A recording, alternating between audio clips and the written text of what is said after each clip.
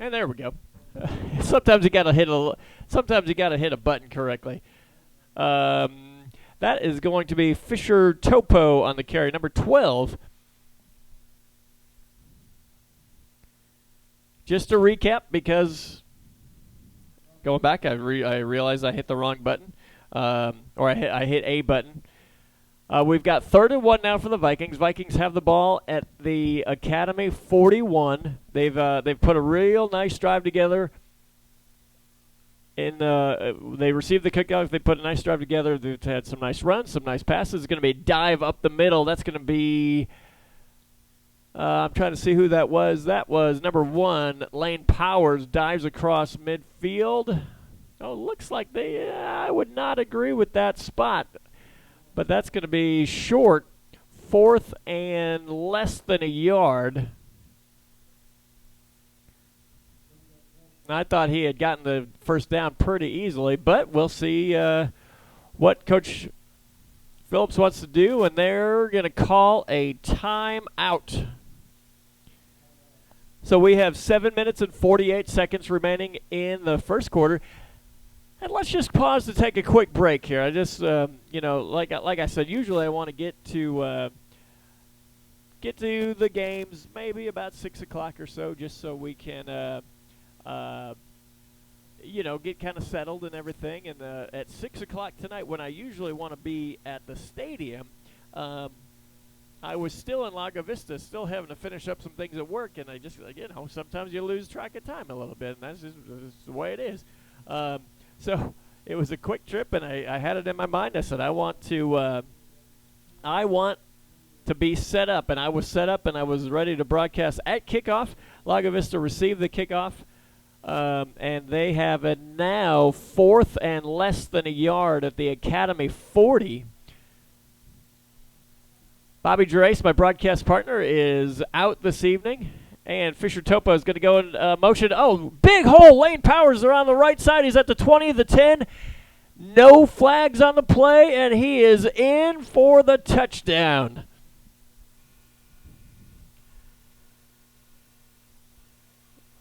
Lane Powers on a huge 4th and less than a yard play. Took the dive across the middle. Took the ball up the gut. Had a seam. He got out to the right. Went past the hash marks, and he was untouched for 40 yards. 40-yard touchdown for Lane Powers.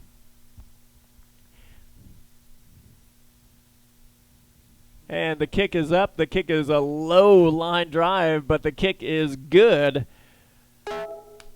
So with 7:40 remaining in the first quarter, Vikings come out, score on their first drive, which is an excellent. I think with the we talked about some of the changes they were going to make. They have the lefty Nathan Weekman in at quarterback. They moved Sam Hurley out to the wide receiver position, and I think that move turned out well as they hit Sam Hurley on a quick screen for about a 10-yard gain during that drive. So they were able to move the ball very effectively. They were able to get the ball to Lane Powers a few times in space, and like I said, Lane Powers just took that for a 40-yard touchdown on 4th and less than a yard to put the Vikings up top with 7:40 remaining in the first quarter. All right, so like I said, we are catching our breath a little bit here as we're going to have to make some adjustments on the fly. So Vikings are going to kick off.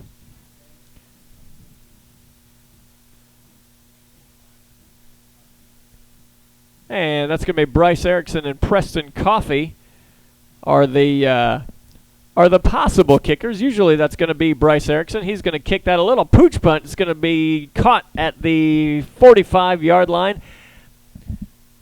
Looks like they wanted to see if they could get that to hit the ground, bounce around on the ground, see if they could do anything, see if they could get any action on that on the opening kickoff for the Vikings. But Academy is going to take over at their very own 45-yard line.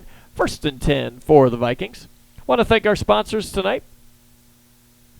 If I can pull up that sheet of paper real quick. Yeah, we want to thank Domino's Pizza. Definitely they're sponsors of the halftime show. Appreciate everything that Domino's does for us. Also, thank you to Sail and Ski and Braun Homes.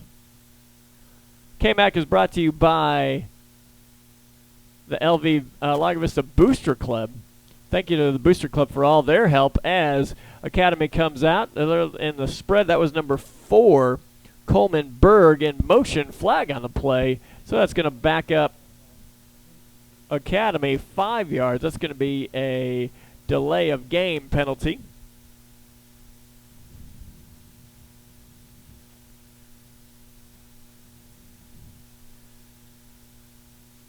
Academy comes out in the spread formation. They've got 2 spread wide to the right, 1 to the left, nobody in the backfield. And he's got some time. He's got some pressure. Oh, I tell you what, that is number 5, Jeremy Cephas, the quarterback. He had a lot of green around the right side. He takes a quarterback keeper gain of about, we'll go about 25 yards on that one. So 1st and 10 for Academy. He was looking to pass, and then he just said, you know what, there is a whole lot of green in front of me, so I'll just take that and run with it. They move into Viking territory. They are at the 41-yard line. We've got a different formation. This is like the old wishbone formation as they had, okay, they call it timeout as Academy. They had 2 in the backfield, right to one to the left, 1 to the right of the quarterback. That was Cephas, and then they had 1 behind. Then I think they were running out of clock, so they wanted to call a timeout. 7:29 remaining in the first quarter, 7-0, Lago Vista leading. Excellent first drive for the Vikings as the offense moved extremely well. And now we'll see if the defense can make a stop and give the ball back to the offense and keep that positive momentum going. They come out in the same formation. Cephas, the sophomore, has 1 wide out to his left, 3 in the backfield with him, and he is going to keep it himself and go down the middle. Short gain. That was taken down by number 11 for the Vikings.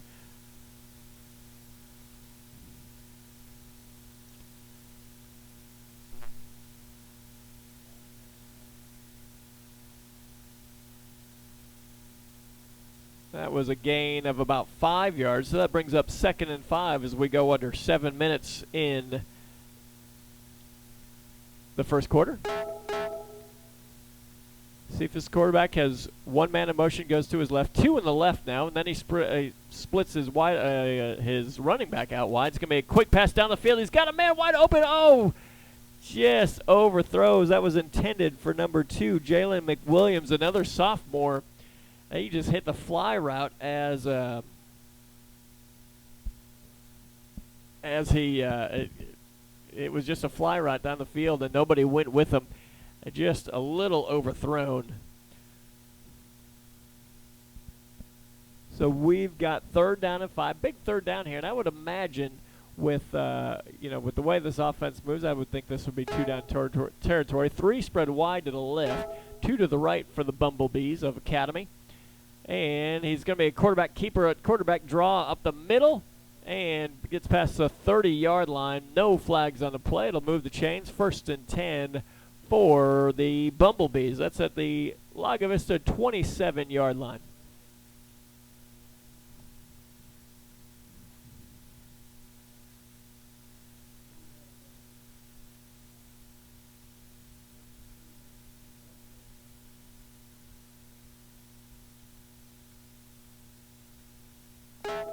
And Cephas is going to roll to his left, looking for his receiver. Incomplete.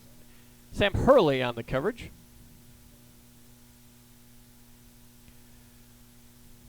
Brings up 2nd and 10 for the Bumblebees. Beautiful night here. I'm not sure exactly how we got to October, But this is the big, every season, every game at this point for the season for the Vikings is going to be a huge game. This game is really big, as last week's loss to Gerald put them in a little bit of, we look. You've got the preseason, that's fine. As the Academy calls a timeout, as there was a little confusion at the offensive line. They were set with about 5 seconds left, and then they needed to move some people around, and that didn't happen. So that's their second timeout on this drive. So the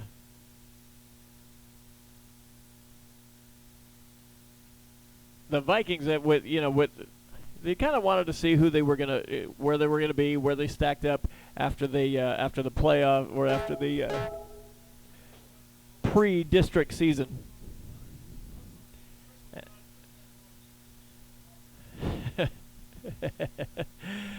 I don't know. The Academy broadcast team just got coffee delivered to them, and I got no coffee delivered over here, or water, or anything, but that's okay.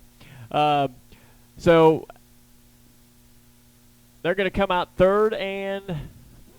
second and 10 now. We've got two wide receivers spread to the right. Man goes into motion. Cephas drops back. He's going to hand to the running back going on a jet sweep around. He's at the 25. Pushed out of bounds by number 24.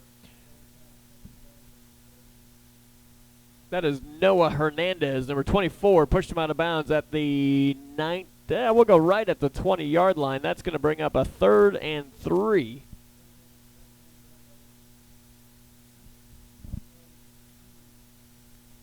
That's right at the Lago Vista 20. So what I was saying with the kind of the big implications of this game.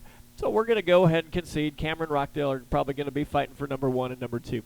As Academy comes out in that T formation again, he's going to hand off up the middle, and he is going to fight his way to the 16-yard line. The referees move the chains, so that's going to be 1st and 10 as the Bumblebees have put on a good methodical drive here, taking taking what the Vikings have been giving them. They've gotten the ball, they've gotten some good chunks of yards, but then just some solid gains as the Viking defense is kind of built like that. Bend, we're not going to break. We've got 3 wide to the right, 1 to the left, 1 in the backfield for the sophomore quarterback. Slant up the middle, almost intercepted. Johnny Hernandez, the linebacker, dropped back into coverage. Ball went off his hands. That's one he'd like to have back.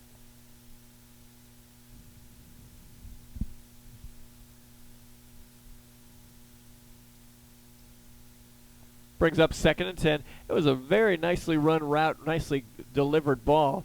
Good defense by the Vikings to break that up, as it was just a quick slant coming from the left wide receiver, the wide receiver on the left. As we come out in a tighter formation, we've got 3 originally in trips right, and now that's going to be quarterback under center. It's going to be a strong sweep, and that is sniffed out and sacked behind the line by number 52, Jack Hood. What they did is they had 3 guys in tight to the left side. They put them in motion. They put 3 wide to the right, and then what they needed to do, their job on that play was to block for the running back.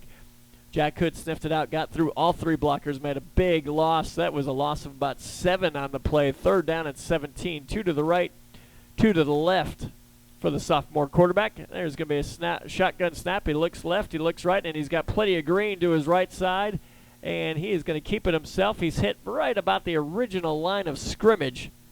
So we'll gain about 7 on the play, brings up 3rd down and 10. Oh, I'm sorry, that's 4th and 10 now. That's right.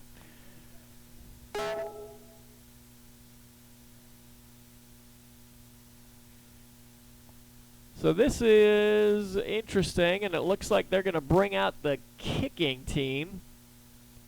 So this is going to be 20-30, about a 35-yard field goal attempt. This is number 1, Carlos Hernandez, another sophomore. Low snap, and the kick is blocked. And it's rolling around, and Vikings recover. Ball goes back to almost the 40-yard line. I tell you, the Vikings are feeling this is the start that they needed. They are having some great energy on the bench. And they're playing with a lot of emotion tonight.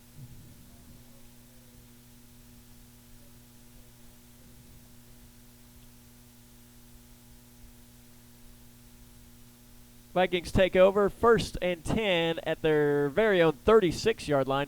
Good field position. We'll see what kind of wrinkles the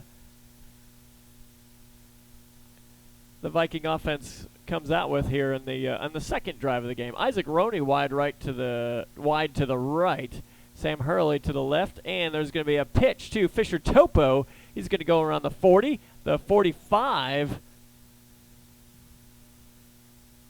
And there are flags on the play. The academy coach feels confident that that play is going to come back. It was a gain of about 8 on the play, but we'll see what that was a chop block against the Vikings, so that's going to move them back 15.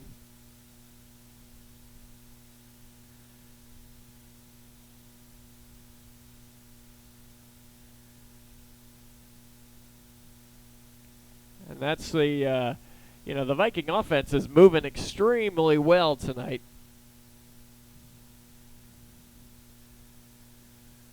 And we'll see what kind of, what they can do with when they're put in this position of, being 1st and 25. That's not an easy, you don't really have a play call for that. And what you got to realize in this situation is you can't gain it all back in one, so you want to go a little bit at a time. Nathan Weekman drops back. He's going to keep it himself. Nice block. Unbelievably great block out there by Isaac Roney on the right side. Nathan Weekman took the quarterback keeper, got to about the 37, and that'll bring up a 2nd and 7. Weekman was looking to pass, and Isaac Roney did a great job keeping on the cornerback, blocking the cornerback, and Weekman was able to sneak out there for a great gain on 1st and 25. Weekman under center. That's going to be Fisher Topo in motion, dive up the middle near the 40-yard line. That is number 1, Lane Powers. Brings up 3rd, and we'll go 3rd and 6. And I tell you, if you're feeling 1st and 25 to 3rd, and we'll go 3rd and 6, I think you got to feel very, very good about that. And, the way that the offense is running at this point, you've got to respect that inside run, because if you're going to go Lane Powers or Fisher Topo or anybody on the inside, Fisher Topo goes into motion, and a dive to Lane Powers, and he is right at the sticks. And they'll call an official timeout because they want to measure. The referees, we've talked about that. They're going to confer, and they're going to say, all right, where are we? Looks like we'll call the official timeout. We'll see where they mark that.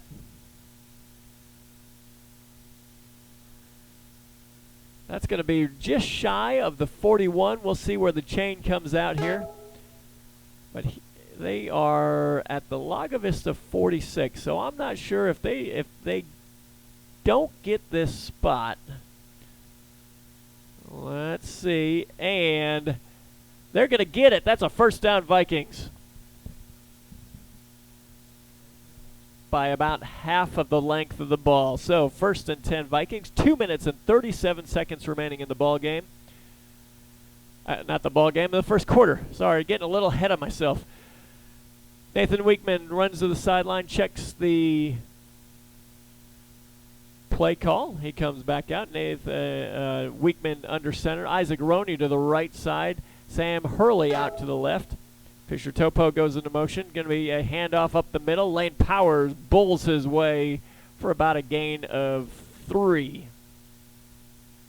Now we'll go a gain of 4. 2nd and 6.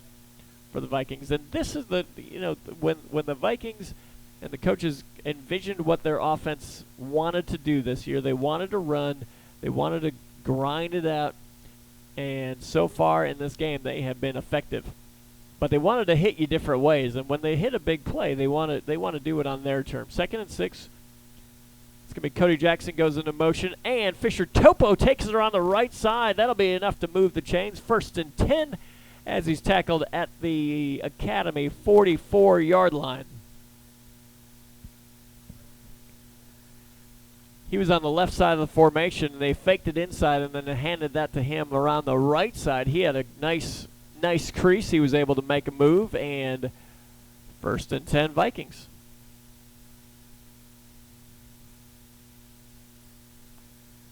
Sam Hurley to the left side, Isaac Roney to the right, 3 in the backfield, and Nathan Weekman drops straight back. Good coverage, drops the ball to, he's looking for Fisher Topo. What a catch at the 20-yard line. And he is tackled at the 10. Great pass from Weekman to Topo, over the shoulder catch down the left side.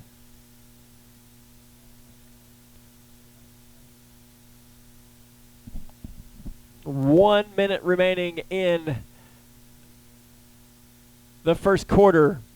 Vikings driving again as we have Isaac Roney goes out to the left side.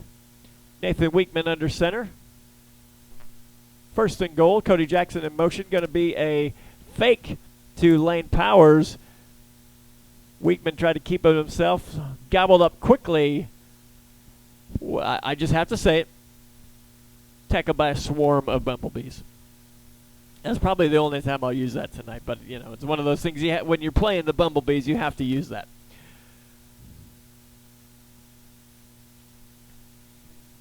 So, like I said, I apologize for being a couple minutes late on the air tonight. It was 100% my fault, and it was 100% me being overly optimistic about what I can accomplish. Isaac Roney out, and Lane Powers dive across the middle at the 5, and waiting for the signal. He is caught. He is tripped up at about the 1-inch line. And that'll be the end of the first quarter. We're going to take a quick break. It is the Vikings Sports Network. We're powered by KMAX Sports, broadcasting live from Academy, Texas. 7-0, Vikings leading. Vikings inside, driving again, looking to score. 1, 2, 3, hit! More coverage of your high school teams. Let's just say we keep it real. And you know this, man! This is the KMAX Sports Network. Sail & Ski Center is a full-service boating lifestyle store. Whether it's selecting and purchasing a new or used boat, maintaining the boat you already have, or enjoying your boat with friends and family, Sail & Ski is dedicated to delivering the absolute best boat ownership experience for all of our customers. That's why Sail & Ski was voted Boating Industry Magazine's #1 boat dealership in North America. Find us at our locations in Austin or in Lakeway, or at www.sailandski.com. At Sail & Ski Center, we make selecting, owning, enjoying, and servicing your boat easy. All right, welcome back to Academy. That's the Viking Sports Network, powered by KMAX Sports. Vikings have the ball. It is 3rd and half of a yard. Vikings leading 7-0. Fisher Topo, Lane Powers, and Cody Jackson in the backfield. Nathan Weekman at quarterback. Isaac Roney, wide receiver. And Lane Powers is in for the score. He dove that right up the middle. And Lane Powers is in for his 2nd score of the game. One of the things, talking to the coaches, they realized, they said, we want to get Lane Powers the ball. And they want to get him with some space, and they want to be able to use him effectively. And tonight they've done that really well so far with 2 touchdown runs as the kick from Erickson is up. And it is just wide right. So with 11:56 remaining in the first half, Lago Vista 13, Academy 0. It is the Viking Sports Network, powered by KMAX Sports. You know when you're hanging at Lake Travis and you start craving pizza? Usually you panic and go hungry. Or worse, you make a pit stop at a sad food stand. But with Domino's Hot Spots, you can get pizza delivered right to Arrowhead Park. In fact, now you can get Domino's delivered to over 50 outdoor locations around Lago Vista. No address required. When you order, enjoy any 2 or more medium 2-topping pizzas for just $5.99 each every day. 2-item minimum. Handmade pan pieces will be extra. Ask for limited time offer. Prices, participation, delivery area, and charges may vary. Restrictions apply. Visit Domino's.com for details on Domino's Hotspot. Socialize with us. Yeah, man, I'll tell you what, that dang old internet, man, you just go on there and point and click, click, click, click, click, click, click, click. It's real easy, man. On Twitter at KMax Sports, or catch us on Facebook. Search KMax Sports. Just another way KMax Sports is bringing your teams to you. All right, welcome back to Academy Texas. Vikings leading 13-0. Vikings have a very dominant first quarter. And I've got to feel good about how the game has started as they're kicking off for the second time.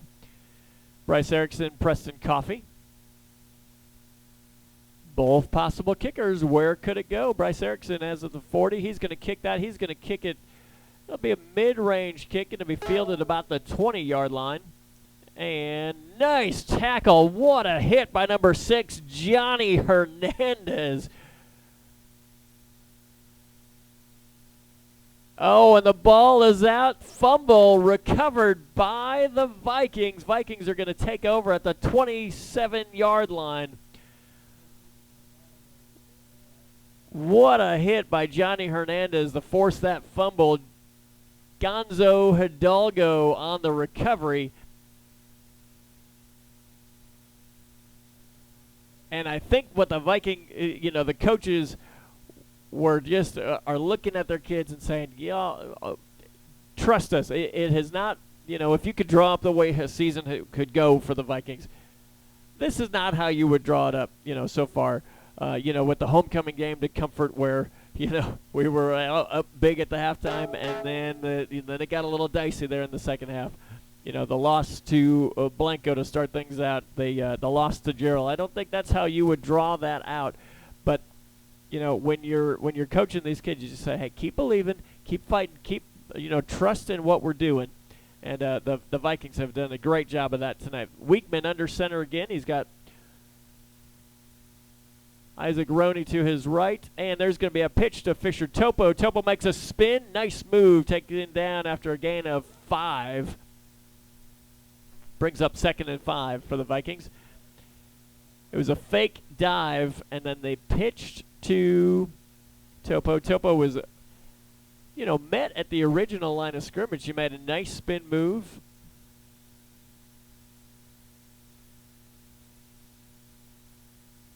And now it looks like sophomore Adrian Hernandez in at quarterback.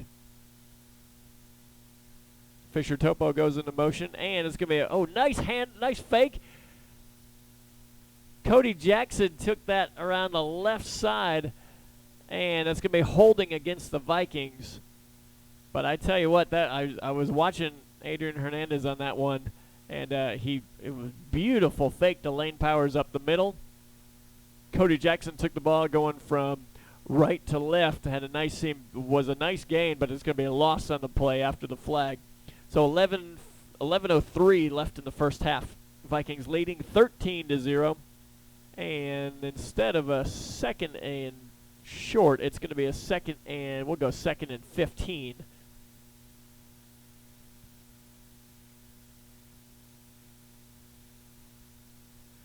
Adrian Hernandez, sophomore quarterback. Fisher Topo goes into motion. It's going to be a pitch to Topo. He's going to jump one lineman and tackled after a short gain.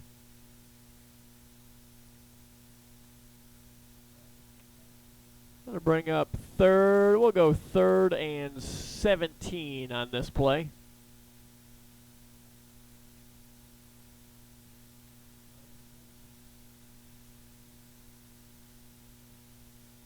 Trying to look on the sidelines and see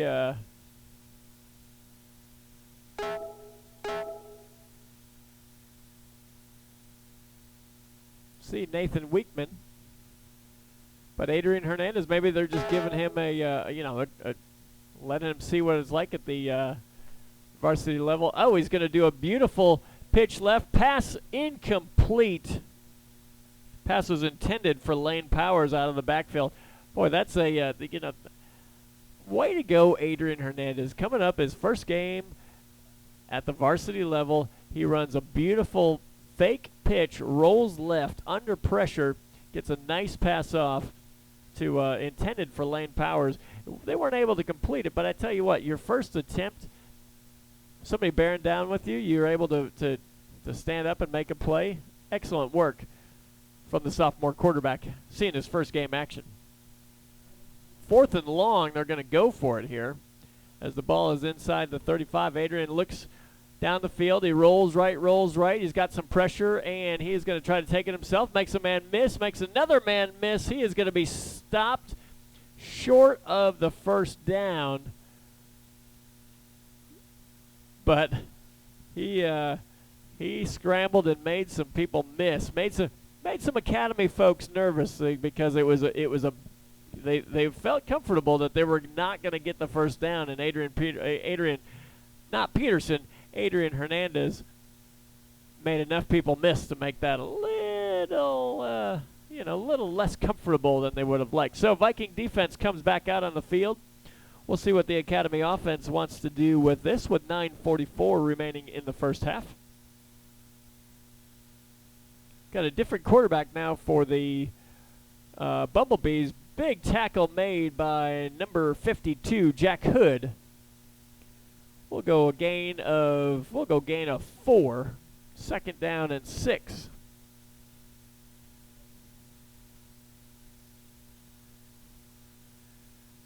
This is going to be I believe that's number 10, Ryan White. He's a junior. He's going to have 2 spread wide to his right, 2 to his left. Nobody in the backfield. He's looking left.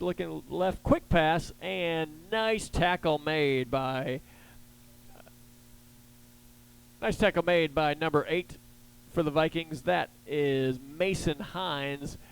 It's going to be enough for a first down for the Bumblebees. That's going to go just across the 30-yard line. Goes to the 31-yard line. 1st and 10 Bumblebees. He's got 2 wide receivers to his left, 1 in the backfield, 1 to the right. And that's going to be a quarterback keeper, and he is hit behind the line. That was Clayton Leggett, and also believe that was we'll go 35, Josh Hernandez, who did not fall for the ball fake, did not give up the outside shoulder. Made a great job making the quarterback stall. He broke down, he wrapped up, and brought the quarterback down. Clayton Leggett came to finish it up. So now it's going to be 2nd and 11. 3 spread wide to the right, 2 to the left. And Ryan White looks left, quick pass, and that's going to be a decent gain. That's number 12, Nathan Weekman on the tackle. Good to see Weekman still on the field. 3rd down and 3. So maybe they were just giving him a little breather because he does have to go both ways on offense and defense. So they said, all right, Nathan, we're going to take 1 drive off. That's why Adrian Hernandez was in the game the last time. But he's going to be handoff up the middle, and he is going to have enough for a first down, tackled by a number of Vikings. It's I can't see the number. That's number 4, Coleman Berg, senior running back. Be enough to move the chains. 1st and 10 for the Bumblebees as we come up to 7 minutes remaining in the first half. 3 in the backfield for White, and nobody out wide. Now they switch. They have 3 wide to the left, 2 wide right. Nobody in the backfield. Ryan White looks, quick pass to the left side. That's going to be complete for about we'll go 8-yard gain. So nice pitch and catch for the Bumblebees as they go across midfield into Viking territory. Domino's Pizza halftime show coming up. We have a good interview with Coach Kuderna. We were going to talk to Coach Fogg. He is not going to be here. I'm pressuring Coach Turner to come talk about girls athletics. I'm actually looking at him across the track right now. And so we'll see if we can get him here, because he's kind of a big deal at the high school. He's done a great job coming in this year. Viking offense has done exactly what they wanted it to do. Viking defense has not given up a point. Vikings leading 13-0. 6:51 remaining in the first quarter. There's a timeout taken on that play. And we're going to come back from timeout. It's going to be second, and it looks like we'll go 2nd and 2.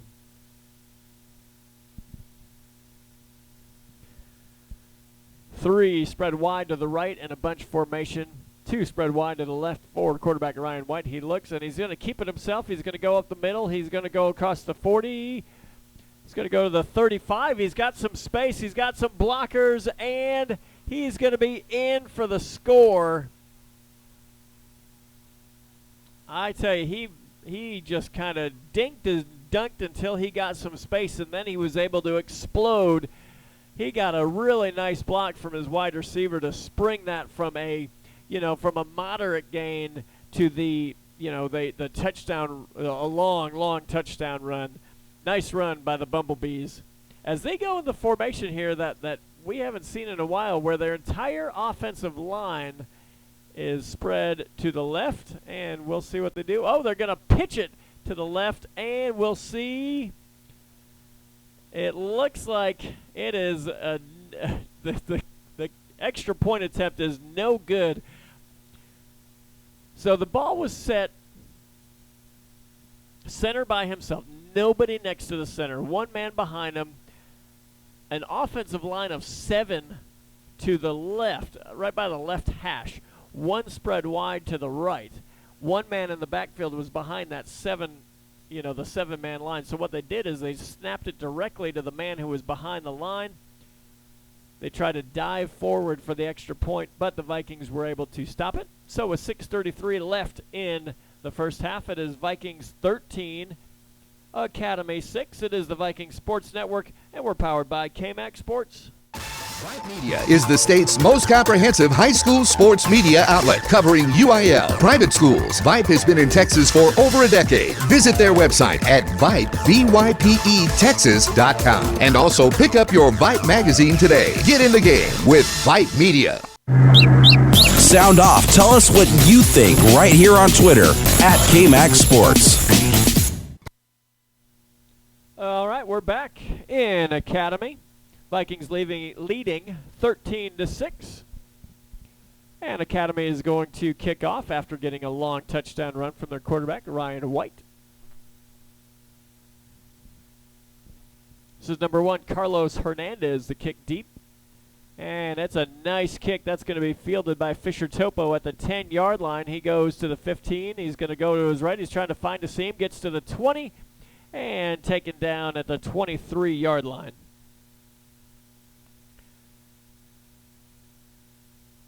So Viking offense comes out. They'll take over 1st and 10 at the 23-yard line. Nice coverage, nice kick coverage by the Bumblebees on that one. As Fisher Topo was trying to find a seam, and they were able to stay home, stay disciplined. And we'll see. Let's see. That's going to be Nathan Weekman back at quarterback. Adrian Hernandez got a nice job getting a little experience. Yeah, it's going to be a handoff up the middle to Lane Powers. Lane Powers puts his head down and says, nah, I'm going to get a couple more yards after contact. That's a nice gain of 5 on 1st down. That's what they want. Right now you're in 2nd and 5, and you've got some options here in your playbook. Let's, do we want to just keep plugging along? Do we want to make splash? Do we want to go for something big here? We'll see what they want to do. Sam Hurley comes out wide to the left. Fisher Topo, Cody Jackson, Lane Powers in the backfield for quarterback. Nathan Weekman pitches to, that is Cody Jackson, who's taken down past the 30. And that's going to be 3rd and 3. Weekman runs that pitch very well. He had a strong fake and then pitched at the right time as Cody Jackson had some space. But this is a big third down for the Vikings as they want to convert. These are the plays that they need. They want to be able to get the short yards when they're able to. So we have Sam Hurley to the left, 3 in the backfield. That's Cody Jackson goes into motion. They give it to Lane Powers. Lane Powers is going to be, it's going to depend on the spot. If you look at the far judge, I would want to say he's going to give that a first down. But they will, they'll move the chains. 1st and 10 for the Vikings as they we'll go about the 33.5-yard line. 4:50 remaining in the first half.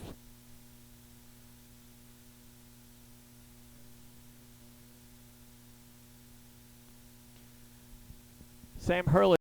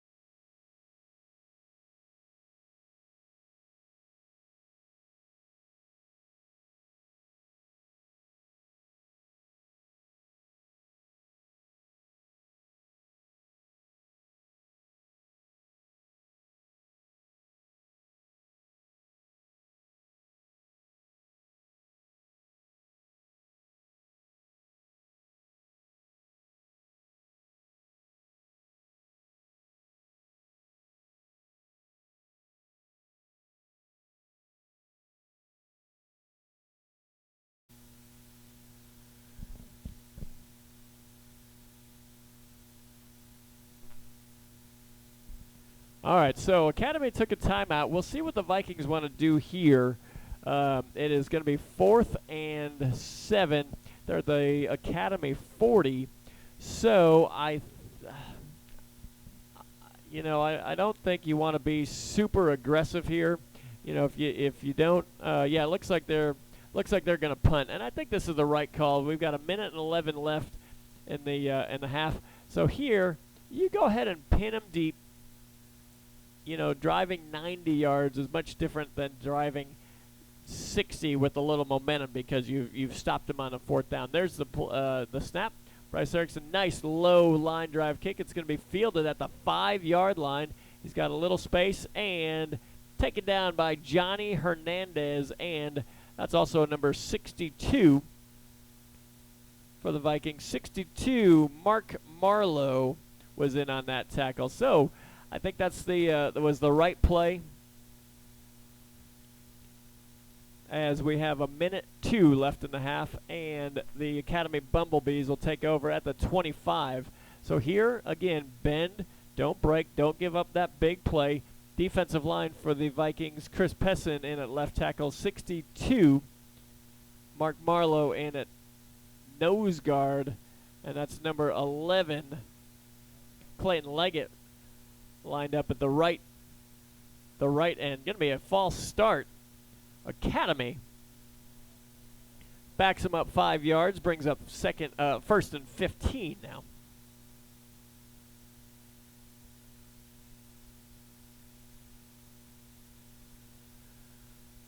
Academy comes out. They've got 3 in the backfield. They've got their sophomore quarterback, Jerry Cephas, back. He looks left, quick pass. That is complete to number 3, Jalen McWilliams. Mason Hines did a really nice job breaking down, didn't let him past him, and it's going to be a gain of 6 on the play, and I'm okay with a gain of 6.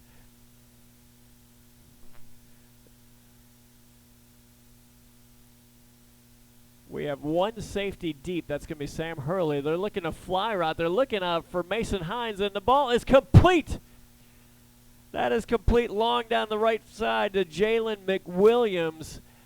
And, sometimes radio broadcasters can see something that the coaches see, because there was 1 safety deep. That was Sam Hurley. He was shaded to the right side of the field. Well, they just ran a straight fly route on the right side, and there's going to be a quick pass, and that is high tipped, incomplete. So I heard the Academy broadcast, saying to my left side here, they said, just if they run the fly, he can run right past, and they can drop it in. And the quarterback, Jerry Cephas, made a great throw. McWilliams made a nice over-the-shoulder catch. We've got 3 wide to the right. Ball is at the Viking 26-yard line. Cephas rolls to his left. He's got space in front of him. Quick pass that's going to be complete at the 15. And goes out of bounds at the 12. So Academy's driving for the Bumblebees. Got 41 seconds remaining in the first half. Vikings leading 13-6. Cephas comes out. He's got 3 spread wide to his right, 2 to his left. You got to watch for the quarterback draw here. And Cephas looks left, looks right. He looks to the end zone, and that ball is complete in the end zone. Touchdown for Academy.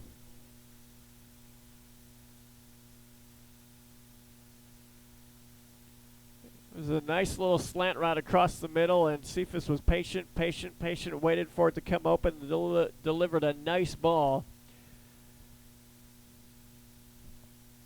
for the touchdown. It is 13-12. They're going for the extra point. We'll see if they can tie it up. And there's the kick. It's up, and the kick is good. It is 13-13. 36 seconds remaining in the first half.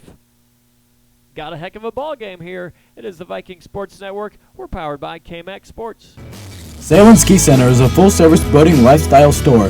Whether it's selecting and purchasing a new or used boat, maintaining the boat you already have, or enjoying your boat with friends and family, Sail & Ski is dedicated to delivering the absolute best boat ownership experience for all of our customers. That's why Sail & Ski was voted Boating Industry Magazine's #1 boat dealership in North America.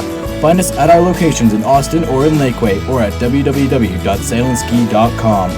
At Sail & Ski Center, we make selecting, owning, enjoying, and servicing your boat easy. Socialize with us. Yeah, man, I'll tell you what, that dang old internet, man, you just go on there and point and click, click, click, click, click, click, click, click. It's real easy, man. On Twitter at KMax Sports, or catch us on Facebook. Search KMax Sports. Just another way KMax Sports is bringing your teams to you. It is the Viking Sports Network coming to you live from Academy, Texas. It is a beautiful night for a ball game, and we've got a ball game. It is 13-13, 36 seconds remaining in the first half. And here's where it gets curious to see how much, what does Coach Phillips want to do with 36 seconds remaining in a half? Do they want to go for it? Do they want to push it? Or are we just going to run a play, run the clock, and let's go? It's going to be a high kick, going to be fielded. And we'll be curious to see. I don't think that went 10 yards. Academy's celebrating. The kick was high, and it's going to be a false start on. Yeah, that's going to be hold on, let's see. Yeah, it's going to be offsides against Academy. And so the kick was incredibly high. The Viking.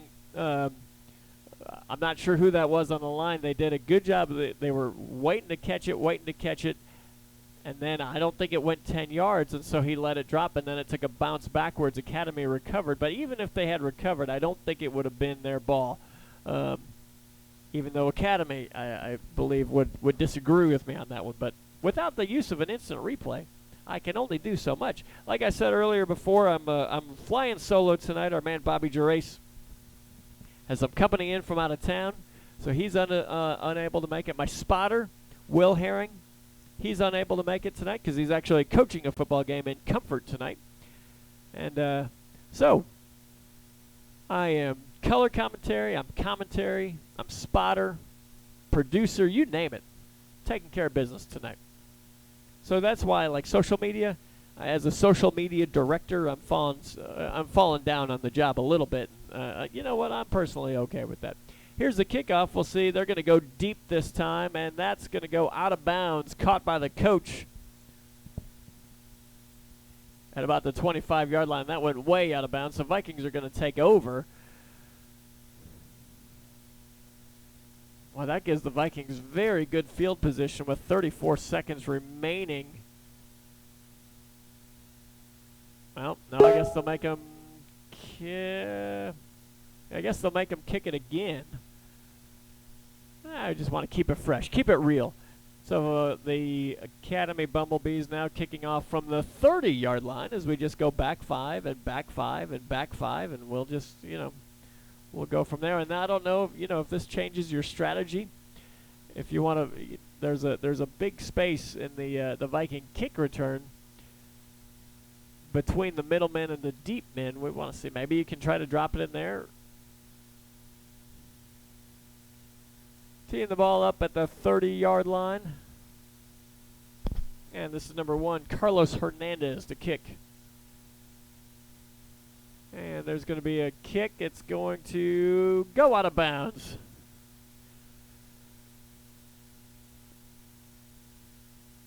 This is really good field position help for the Vikings.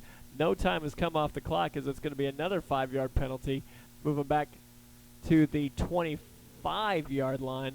So I don't know if this changes your strategy with if you're Coach Phillips. I think it's all going to depend on where they get that ball. But what they're trying to do is they're trying to kick that along the right side and see if they can find a spot where Fisher Topo can get the ball without a whole lot of, a lot of area to work. Topo and Sam Hurley are back deep. They are now at the 30-yard line to receive the kick. And here's kickoff number 3. That's going to be a good high punt, going to be taken by Topo at the 30. And he's going to go to the 35 and tackled. So, after a whole lot of something, Vikings are going to take over at the 35. And we were asking the question of what they were going to do. Well, now we'll find out. 28 seconds remaining in the first half. First quarter was dominated by the Vikings, 13-0. Academy has fought their way back, tied the score in the second half. It is now 13-13, and we'll see what the Viking offense wants to come out and do. And it looks like they're going to come out in shotgun. Nathan Weekman has Isaac Roney, Fisher Topo spread wide to his right. He's got 2 wide receivers spread to his left. And delay of game on Academy. I've never seen that called before, where you have a delay of game by the defense. So that'll move them up 5 yards. Bring the Vikings to the 40-yard line. So it's been a, not necessarily what you've wanted. As Nathan Weekman takes a snap, he looks left, goes down the field, and that was intended for Sam Hurley. Nobody home on the play, brings up 2nd and 10.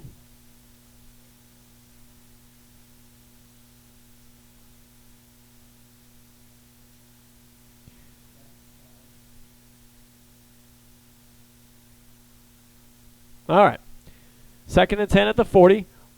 Weekman comes out, 2 to his left, 2 to his right, 1 in the backfield. He rolls to his left, and that is going to be caught and complete by, that was caught by number 7, Adrian Hernandez. Adrian Hernandez gets tackled inside the 50. We have 13 seconds remaining in the half.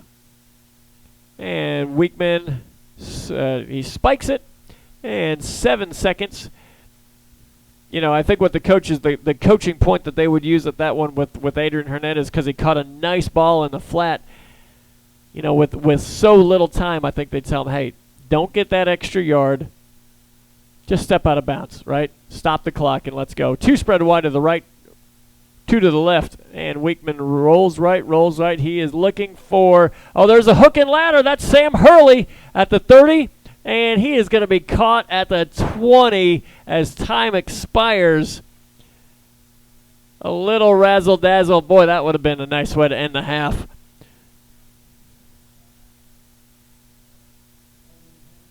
But I think the Vikings have got to come into the half. They've got to go into halftime feeling confident and saying, okay, we can play. We are right in this ball game. And, now let's make some adjustments. Let's try to get better, and let's go from there. All right, it is the Viking Sports Network. We're powered by KMAC Sports. And it is the Domino's Pizza Halftime Show coming up right after this. Sail and Ski Center is a full-service boating lifestyle store. Whether it's selecting and purchasing a new or used boat, maintaining the boat you already have, or enjoying your boat with friends and family, Sail and Ski is dedicated to delivering the absolute best boat ownership experience for all of our customers. That's why Sail and Ski was voted Boating Industry Magazine's #1 boat dealership in North America. Find us at our locations in Austin or in Lakeway, or at www.sailandski.com. At Sail and Ski Center, we make selecting, owning, enjoying, and servicing your boat easy. Vype Media is the state's most comprehensive high school sports media outlet, covering UIL, private schools. Vype has been in Texas for over a decade. Visit their website at Vype, VYPETexas.com. And also pick up your Vype magazine today. Get in the game with Vype Media. We hope you're enjoying tonight's broadcast. And while all of us at the KMAC Sports Network are huge football fans, we broadcast more than just football, In fact, KMAC Sports proudly broadcasts volleyball, girls and boys basketball, softball, baseball, soccer, lacrosse, and more. For more information on how you can help KMAX Sports broadcast any of those sports, just reach out to chuck@kmaxsports.com or merle@kmaxsports.com, or contact that Sports Booster Club directly.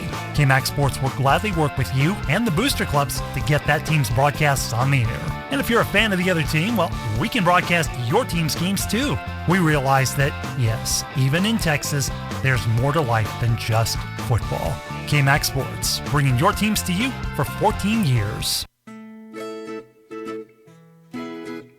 You know when you're hanging at Lake Travis and you start craving pizza? Usually you panic and go hungry, or worse, you make a pit stop at a sad food stand. But with Domino's Hotspots, you can get pizza delivered right to Arrowhead Park.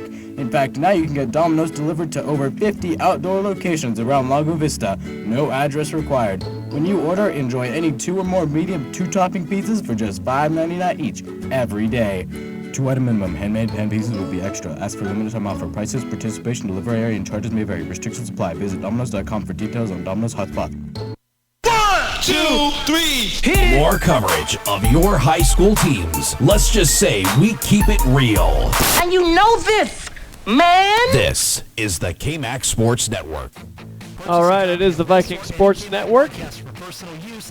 We are powered by KMAX Sports. It is the Domino's Pizza Halftime Show. We got some different things that we're going to do this halftime.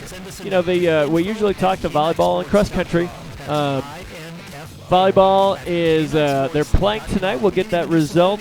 You know, as soon as we get it. Coach Turner, I believe I saw him working.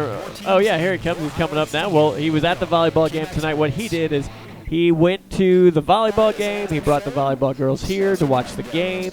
And so we'll chat with volleyball here in a little bit. Cross country ran a meet on Wednesday. They ran in Bandera. That was their final pre-district warm-up match. And so we'll talk a little bit of cross country. And but first, like I said, we are going to talk to Coach Kuderna. Because we talked to him today, and, you know, it's October, and it's almost basketball season.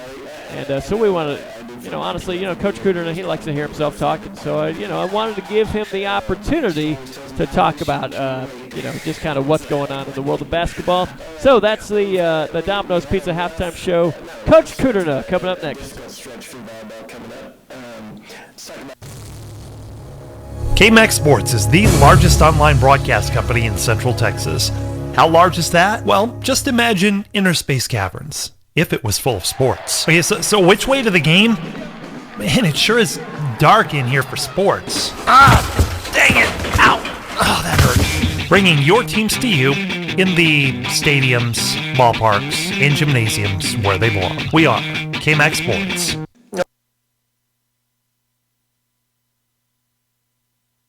All right, it's a halftime show. We're sitting here with Coach Kuderna. We're going to switch things up a little bit because as the calendar turned to October, October means pretty much it's getting closer to basketball season. So we wanted to take a moment to just talk to Coach K. And you know, like I mentioned before we move forward, let's take a look back. And you had an impressive playoff run last year. So my question is, you know, with that, how does a strong playoff run like you did, and you went what, 4 deep? 4 rounds, yeah. Went to the regional tournament. You went to the regional tournament, and that's huge. So how does that springboard into the next season or the off season going into the next season? Well, the advantage that I have going into this next year is I have so many returning players coming back, and their drive and they're hungry to continue that success and even have even more this coming year. So it's really help propel them throughout the spring and the summer to put in a little bit more work. It's a lot of their last run being seniors this year.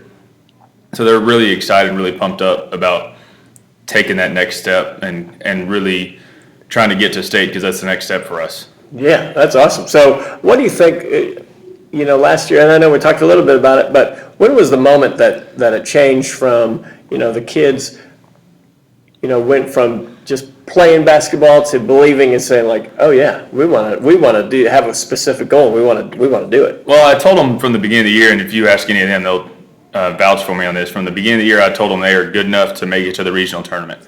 they didn't believe me at the beginning of the year, and they're like, this guy, this new guy, who is this guy?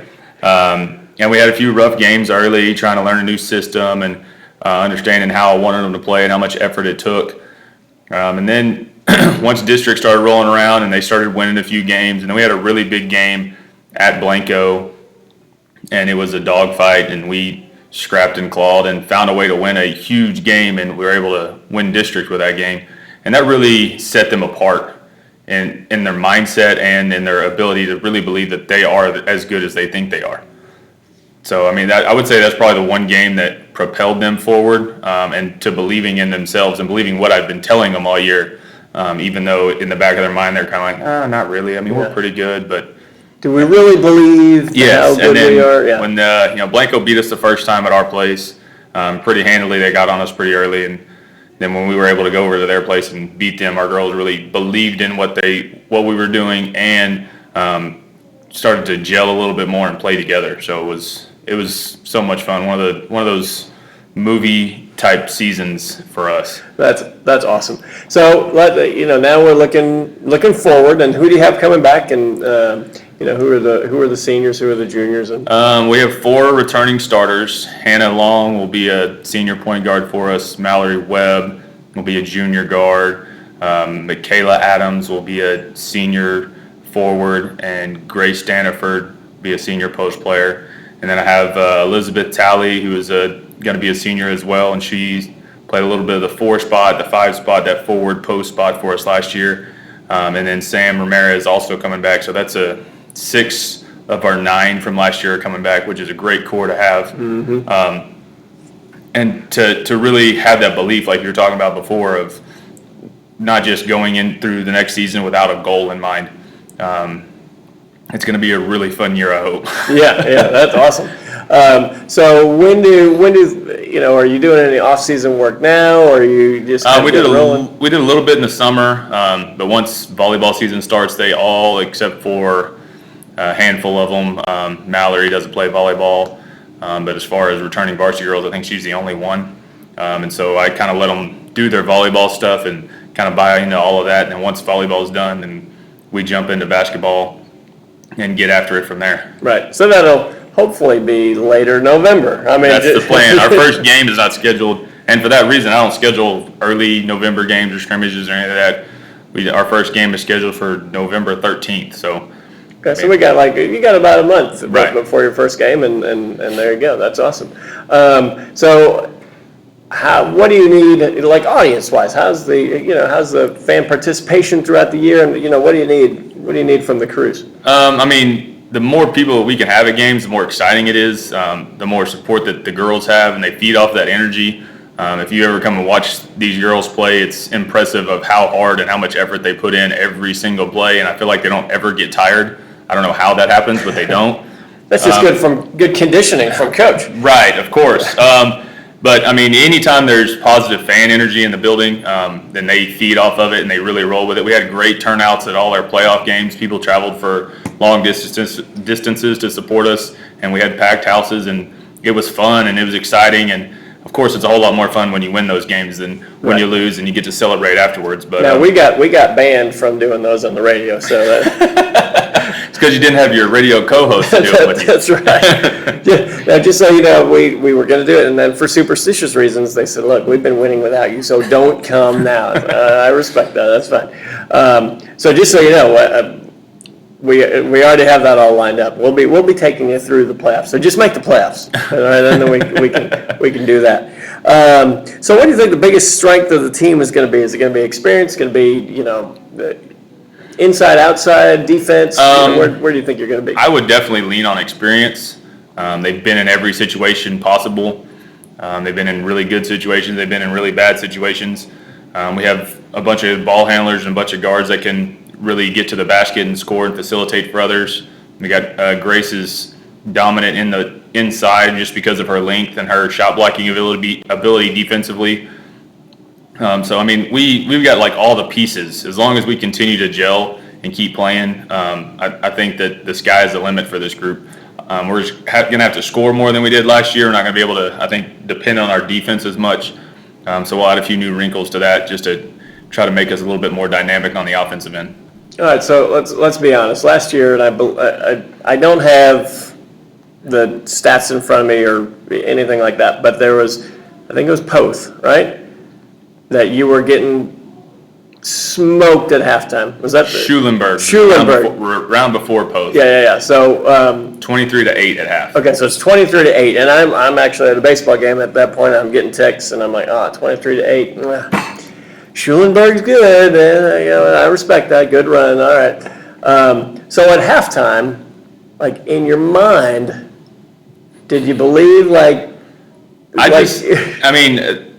can tell you what I told them. I didn't give them any great words of wisdom or anything like that.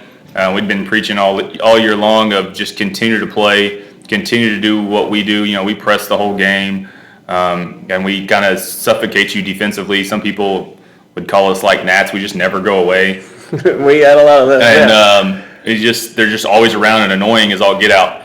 And I just told them just keep going, and it'll eventually start going in our favor. And the second half just started going in our favor. We got some turnovers from them, got some easy buckets, saw the ball go in, and started to gain that confidence again. And really, I really couldn't tell you exactly what moment or what great words I said. There wasn't many, except for trying to continue to instill confidence in them and their abilities. Well, it is funny because once it gets a little tight, then the team ahead starts looking at the scoreboard and looking at the clock and do the math, and then when you're coming back, you're like, whatever, I'm just gonna score. Play, right? just play. We're able to relax and play. The round before when we played Cole had us down at half in that round too, and I was missing. Michaela was out with the flu, which was a starter for us, and Mallory, who started for us last year, hyperextended her elbow that morning. So we're down all two big pieces for us. And it took a while for us to get going and have that confidence again. Got to give a lot of kudos to Alex Mancia, one of our seniors last year, that really stepped up in the playoffs and just relaxed and played and didn't worry about the pressure and what kind of a moment it was, and made some big plays and big shots for us throughout the playoffs. So we'll be missing that for sure, and having to have somebody else step up in that role when it comes down to crunch time and those clutch moments. She was that person for us last year. She was the one. Well, I would be remiss. We should give a shout out to, I think that's your parents that always tweet at us. Yep, no, I'll be honest, that's impressive, because I don't think my parents, my dad can't even get on Facebook. It's fine, but so say, I give a shout out. Thank you for always tweeting at us and saying hello. Anything you'd like us to give them a message? You're they're always cheering for you. And I come from a coaching family. My dad coaches in Maypro. He coaches the girls basketball team there, so. One of these days we'll have to run into each other and play, and it'll be crazy stressful for my mom to figure out which one to cheer for. Are you saying coach against your dad? Yeah, I know. We need to make that happen at some point. That needs to be the goal. At some point would be really, really fun. We tried to work it out this year, but the travel distance is just too far in order for us to really get it hammered down. So I think that's all on the athletic director. I know. Well, he didn't want to come to us, and it was just. And I think he's really just scared of us, to be honestly, yeah. It's he doesn't out-coached. He stopped playing me in basketball back in the day whenever I finally beat him once, and then he never played me again. You play your kids until they beat you, and then, all right, I'm done. That's where I'm at. He doesn't want to get to that point in the coaching aspect. He's still, he's won a state championship. He coached in college and won a college conference title as an assistant coach, and so he's got that still holding that over my head, so he doesn't want to even the playing field. Well, I'm excited. Someday that would be awesome to make that happen. I hope so. All right. Well, hey, Coach K, thanks you for stopping by. Hey, I appreciate it. Thanks for having me. And good luck the rest of the half. Looking forward to this upcoming season, and hopefully we can have another miracle run. It's going to be awesome. All right, basketball starts in about a month. We're going to talk to Coach Fogg. We're talking about boys basketball coming up next. This is Domino's Pizza Halftime Show on KMAX Sports. When you're hanging at Lake Travis and you start craving pizza? Usually you panic and go hungry, or worse, you make a pit stop at a sad food stand. But with Domino's Hotspots, you can get pizza delivered right to Arrowhead Park. In fact, now you can get Domino's delivered to over 50 outdoor locations around Lago Vista. No address required. When you order, enjoy any 2 or more medium 2-topping pizzas for just $5.99 each every day. 2-item minimum. Handmade pan pieces will be extra. Ask for limited time offer. Prices, participation, delivery area, and charges may vary. Restrictions apply. Visit Domino's.com for details on Domino's Hotspot. This is the KMAX Sports Network. All right, it is the Viking Sports Network, and I'm happy to be joined by somebody at the very least. Coach Trey Turner. Coach, hello, sir. Good afternoon. Good afternoon. It's a great day to be a Viking. A lot of people would say good evening at almost 9 o'clock at night. Now, I'm not going to call you out on that in front of everybody, but, you know, we'll just... So, Coach Turner, I'll be honest. So I've said this before, and I don't mean to be a broken record on this, but you know, my normal broadcast partners are away this evening, and so what I did is, you know, Bobby Gerace has company from out of town. Can't make it. Sorry about that. That's fine. We'll miss, you know, the terrible accent that, you know, he has, and you know that's fine, right? So we'll miss that. The spotter, a.k.a. Bobby's fill-in. He's coaching a football game in Comfort tonight. Will Herring, he's gone. So I'm like, all right, who do we got? And our superintendent, Mr. Webb, he texted me as he saw me like sprinting up the thing because I, you know, was a little over ambitious of what I can accomplish. But I did leave LAGO after 6, and I was broadcasting live before or at the kickoff. I didn't make the actual kickoff, but I was close. And he texted me. I said, hey, do you need any help? I said, send me Coach Turner at halftime. And what I think the message that was miscommunicated, did you just think you were coming to hang out here at halftime? Yeah, I think Mr. Webb may or may not have forgotten to mention that we were going to do a little halftime chatting. But, hey. But here we are, right? It's all That's good. right. So I appreciate that. So Coach Turner's coming in from, where are you coming from? Came in from Florence, where the lady... Before. Like coaching, where was your coaching stuff before here? I came over from Woden ISD in East Texas. Okay. And what were you doing in Woden? And tell us a little bit more about yourself. What were you coaching? What were you teaching? And what are you coaching and teaching now? I coached the girls. I was in girls athletics out at Woden, where we had some pretty successful years. Ended up making it to the state tournament in softball and basketball. Now I happily joined the Vikings, teaching Money Matters and coaching girls basketball and girls softball. That's spectacular. So you get to work with Coach Kuderna, and I would just, you probably know this, but you know, have earplugs because he's probably the loudest individual I've ever met in my life. Just talking quietly with him, he's still just like really loud. I am super excited to work with Coach K. He's spectacular. He is spectacular, and he has done a fantastic job with those Lady Vikings, making a run last year at the regional semifinals, and we're going to make some more noise this year. Well, and that's something he and I talked about, which is a huge difference, I think, for the Vikings coming into this year is, all right, you go into a lot of the times you go into the year, you're like, I'm going to play basketball because I like basketball. Okay, that's fine.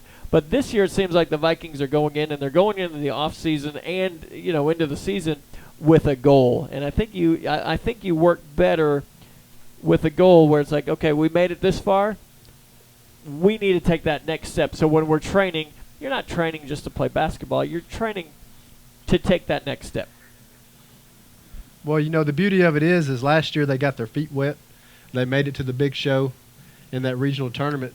Got the experience, and that's one thing that is huge when it comes to the playoffs is experience. So now this year, they're going to take that experience and run with it, and Coach K is going to lead them to the promised land. Well, and that was one thing that he always says. He was saying the same thing throughout the year. You're going to be good. You're going to be good. But then when the team started believing, and that's the difference. And I think he's phenomenal about that. Is just how to take those and help them take that next step of, okay, you know what, we can be one of the best in the state. Heck yeah, let's do it, and we know how to do it. So that's awesome. And then you're coaching softball, and you are working, and I can just say, the word on the street is that you're kind of a rock star, in terms of, the coaching, just with your positivity and everything and your energy. And so that's the word on the street. You have any comments on that? Well, I can sure appreciate that. I do my best. The kids respond well when you're positive with them, and that's my goal. Keep pushing them and motivating them in the best way I can. That's right. All right, it's the Domino's Pizza halftime show. We're going to take a quick break as the Academy Band is playing. We have 6 minutes and 45 seconds remaining of the Domino's Pizza halftime show. We'll take a quick break. We'll talk about cross country because Coach Turner is, you're at a lot of the cross country meets, and they've got their district meet coming up. So we'll take a quick break. It's the Domino's Pizza halftime show, sponsored by Domino's Pizza. We're powered by KMAX Sports. You know when you're hanging at Lake Travis and you start craving pizza? Usually you panic and go hungry, or worse, you make a pit stop at a sad food stand. But with Domino's Hotspots, you can get pizza delivered right to Arrowhead Park. In fact, now you can get Domino's delivered to over 50 outdoor locations around Lago Vista. No address required. When you order, enjoy any 2 or more medium 2-topping pizzas for just $5.99 each every day. 2-item minimum. Handmade pan pieces will be extra. Ask for limited time offer. Prices, participation, delivery area, and charges may vary. Restrictions apply. Visit Domino's.com for details on Domino's Hotspot. We hope you're enjoying tonight's broadcast. And while all of us at the KMAX Sports Network are huge football fans, we broadcast more than just football, In fact, KMAX Sports proudly broadcasts volleyball, girls and boys basketball, softball, baseball, soccer, lacrosse, and more. For more information on how you can help KMAX Sports broadcast any of those sports, just reach out to chuck@kmaxsports.com or merle@kmaxsports.com or contact that sports booster club directly. KMAX Sports will gladly work with you and the booster clubs to get that team's broadcasts on the air. And if you're a fan of the other team, well, we can broadcast your team's games too. We realize that, yes, even in Texas, there's more to life than just football. KMAX Sports, bringing your teams to you for 14 years. Socialize with us. Yeah, man, I'll tell you what, that dang old internet, man, you just go on there and point and click. It's real easy, man. On Twitter, @KMAX Sports, or catch us on Facebook. Search KMAX Sports. Just another way KMAX Sports is bringing your teams to you. It is the Viking Sports Network Domino's Pizza halftime show. Want to say thank you to Domino's Pizza. I have the spot right up here in a second. Okay. Don't forget, if you're not at home, it's not a problem because now you can get pizza delivery to over 50 unexpected outdoor locations in Lago Vista, like designated parks, pools, and more with Domino's Hotspot. Visit Domino's.com for details on Domino's Hotspots. All right, let's talk a little bit of cross-country with Coach Turner. So we got the district meet coming up, and just kind of what have you seen so far?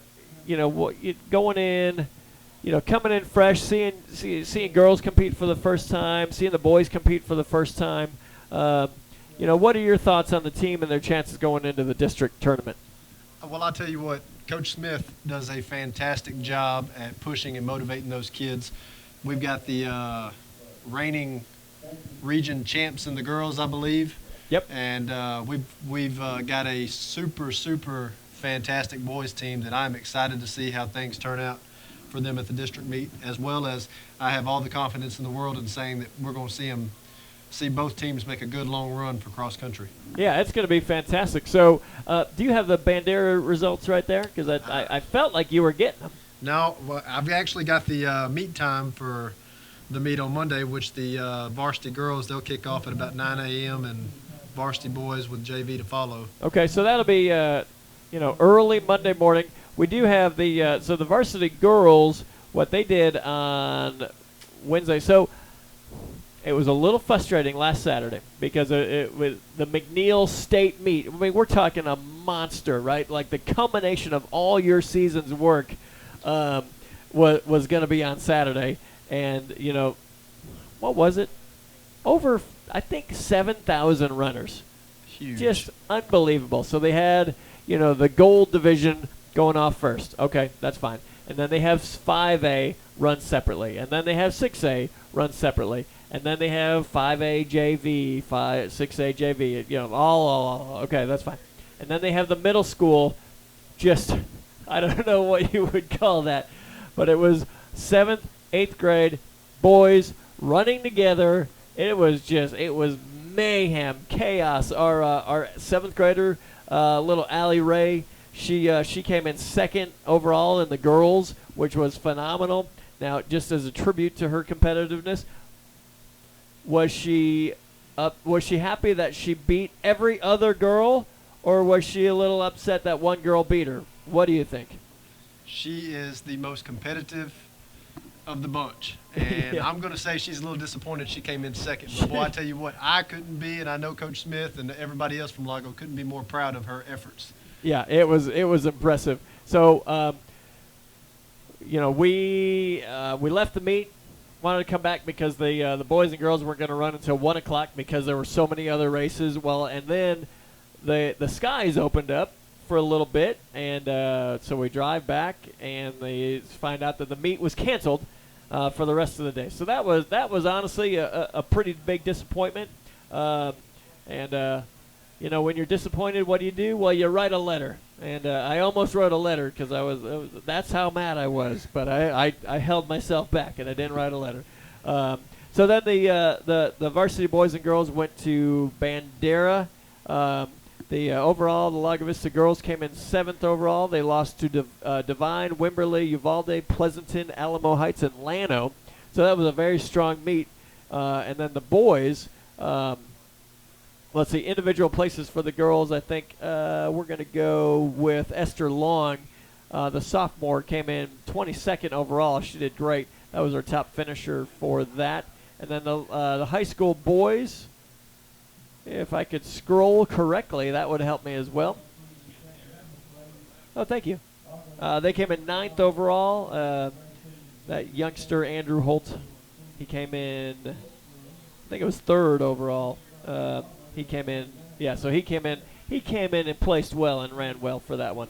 So district meet coming up. We'll get back with Coach Smith over the next weekend, and good luck to that.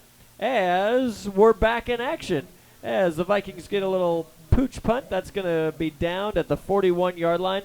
Coach Turner, do you need to head out, or you? I know your son's out roaming around here. Yeah, I better walk down and check on him. I may rejoin you here in just a few minutes. Yeah, feel free. We're we'll just be hanging out here. So, but hey, appreciate you stopping by the Domino's Pizza halftime show. Thanks for having me. I appreciate it. I've been trying to get you this whole time. I've come up with an excuse. After time. Sorry, I'm out. Send Mr. Webb up here and tell him, Mr. Holt needs you up there in the booth. I don't know why. Him. Yeah. I'm gonna send him up and put him to work. All right. Thank you, Coach Turner. This is going to be Academy comes out in a single back set, and it's going to be a quick pass out to the right side. And he's got a big gain across the 40, across the 30, and that is going to be a touchdown on the first play of the half for Academy. That was a quick strike to number 3, Jalen McWilliams. That was number 4, Coleman Berg. What it was, he just had a quick little wide receiver screen, had good blocking, no flags on the play, so it's a quick strike, and we knew that about Academy. They do have that quick strike offense. So that's probably not what they drew up coming out of the Lago Vista halftime. They're like, hey, let's give up a touchdown on first down. You want to do that? Nah. Oh, well. Here we go. Brand new ball game. The extra point is up, and it's good from Carlos Hernandez. So 11:48 remaining in the third quarter. It is Academy 20, Lago Vista 13. It is the Vikings Sports Network, and we're powered by K-Max Sports. Sail and Ski Center is a full-service boating lifestyle store.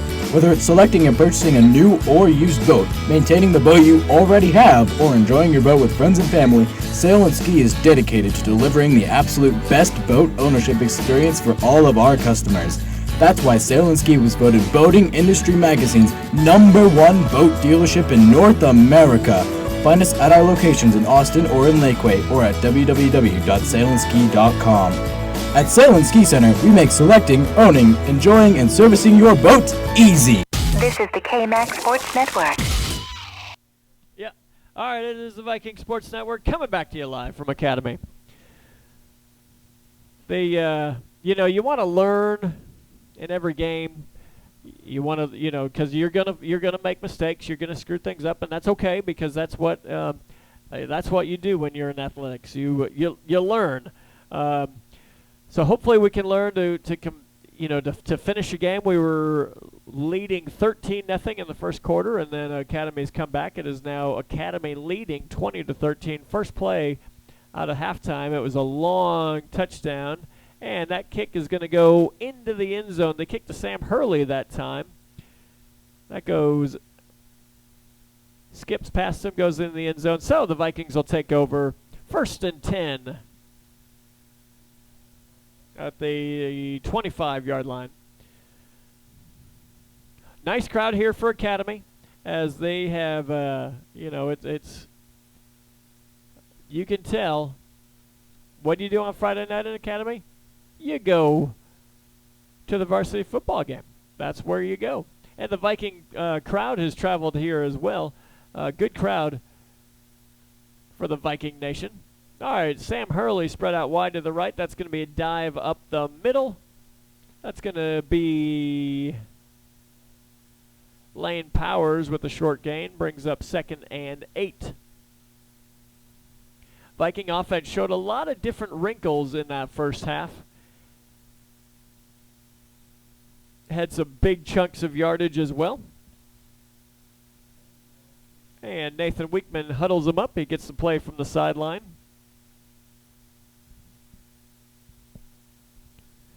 He's got Sam Hurley out wide to his left, 3 in the backfield. Going to be a tight end in the set. That's going to be a handoff up the middle. Lane Powers hit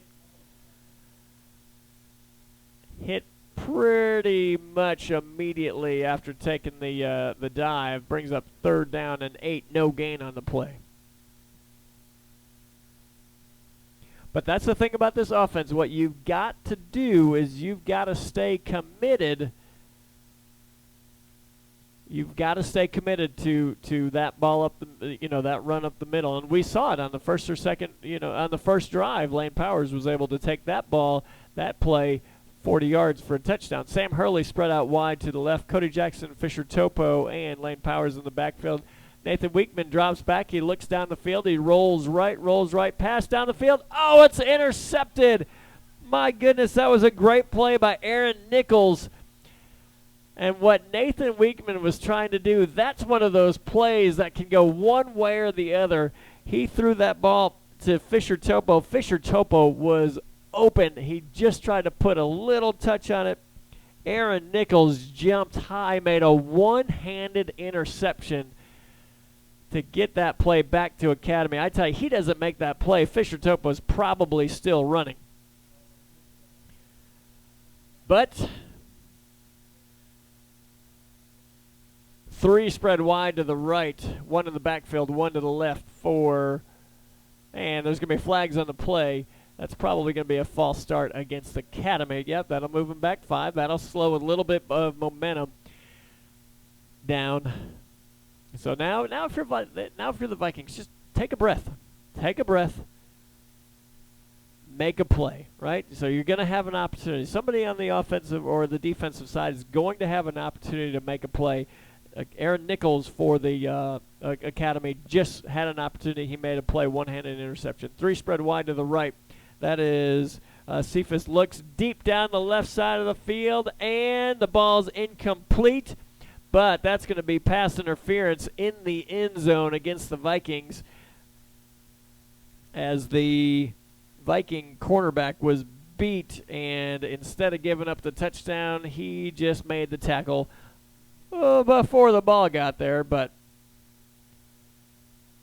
it is what it is. So that's going to move the ball significantly down the field. I think in the high school game, the high school game, the pass interference is a 15-yard penalty, and so it's instead of giving up a touchdown, they're going to take it at the 15-yard line. So that's where we are. 1st and 10 at the 15. 10-10 remaining in the third quarter. Vikings trailing 20-13. 3 in the backfield. Cephas is in shotgun. And he fakes right, and he's going to keep it himself. And he's going to reverse his field.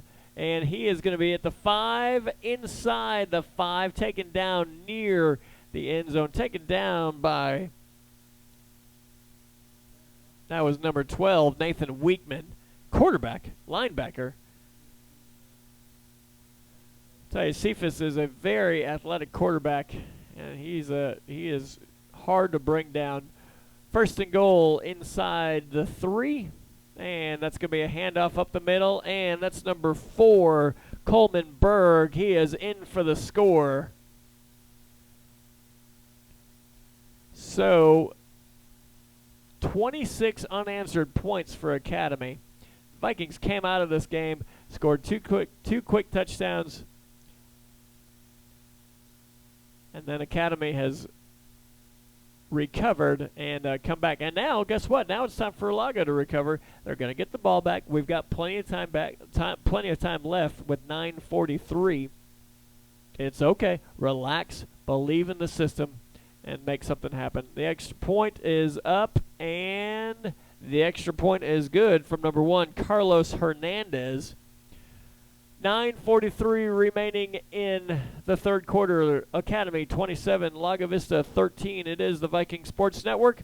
We're powered by KMAX Sports. At Austin Pets Alive, the mission is to promote and provide the resources, education, and programs needed to eliminate the killing of companion animals. That means more happy pets joining more happy families every single day. In fact, Austin Pets Alive has saved more than 25,000 dogs and cats since 2008. And you can help. Adopt a new family member, help out with a donation, or roll up your sleeves and volunteer. If you have love, time, or money to spare, we all have at least one of those, you're needed. Visit AustinPetsAlive.com to get started. Austin Pets Alive, helping people help pets.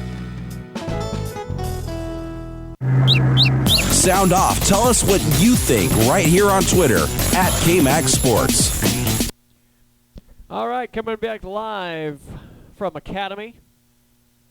Academy kicking off to Lago Vista. Lago Vista trailing 27-13, 9:43 remaining in the third quarter.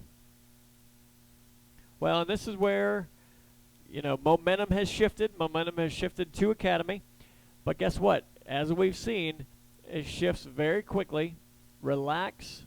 Make a good drive as the kick goes deep. They're going to kick it to Sam Hurley. He's going to catch it at the 10-yard line. He goes to the middle, the 15. And he gets around the corner to 20, 25.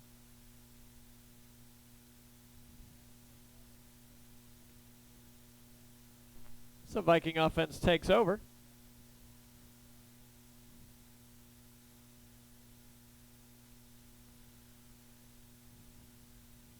I want to thank our sponsors tonight.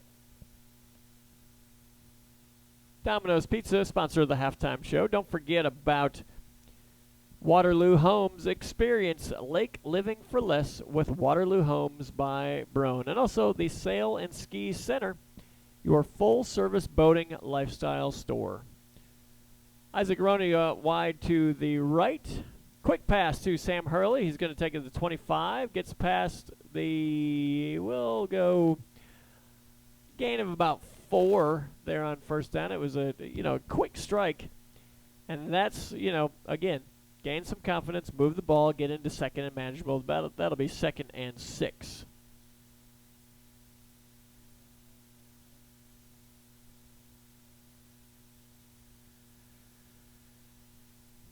Academy defense has 1 safety high, man coverage on the outside, Isaac Roney and Sam Hurley.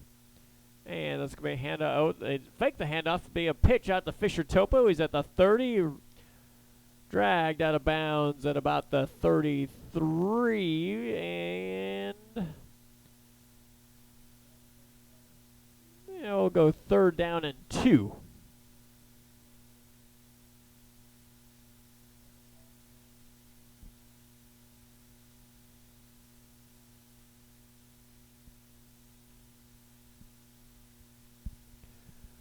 It's a huge play for the Vikings as they are at their own 33-yard line, 3rd down and 2, and it'll be a handoff to Lane Powers. Lane Powers is going to move the chains, gets past to about the 37-yard line. 1st and 10 Vikings. Want to thank the Lago Vista Viking Booster Club. They're a nonprofit organization that supports all Lago Vista High School and middle school athletes. Each year, with the support of local businesses and sponsors and a Viking membership, they're able to give out thousands of dollars in scholarships to graduating LV senior athletes, as well as assisting in the purchase of needed equipment. Quick pass out to Sam Hurley, and it looks like the ball's out, and Academy's going to recover.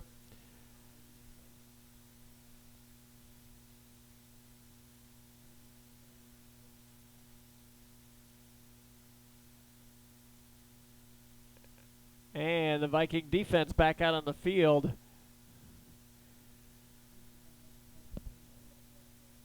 You know, again, they kept going to that play. It was a it was a great play, just a quick pass out to Hurley, but he got wrapped up by a lot of Bumblebees, and they were able to rip the ball out. 3 spread wide to the left, 2 to the right for Academy. The other quarterback, Ryan White, takes a snap. It's going to be a quarterback draw up the middle. He gets past the first line of defense. Nice tackle made by number 12. Guess who? Nathan Weekman. Short gain of 2, 2nd and 8.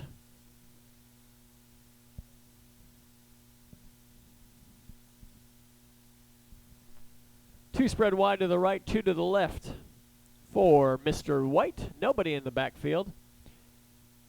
He takes a snap, he looks left, delivers the ball, and nice tackle made by number 4. That's Grant Arrieta. That brings up 3rd, and we'll go 3rd and 5.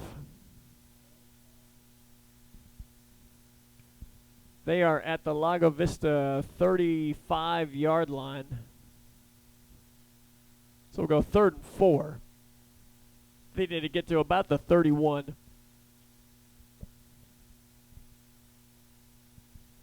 We have 2 spread wide to the right, 1 to the left. And there's a high snap. He looks left, and he's going to go deep down the field, and it is incomplete in the end zone. Nice coverage by number 7. That was Adrian Hernandez, who was with them step for step. And, boy, I tell you what, the Bumblebee receiver dove, almost pulled that in. All right, so we got 4th and 5 at the Lago Vista 35-yard line. So they're going to want to go for this one, I would imagine. They have not changed personnel, and that's what they'll do.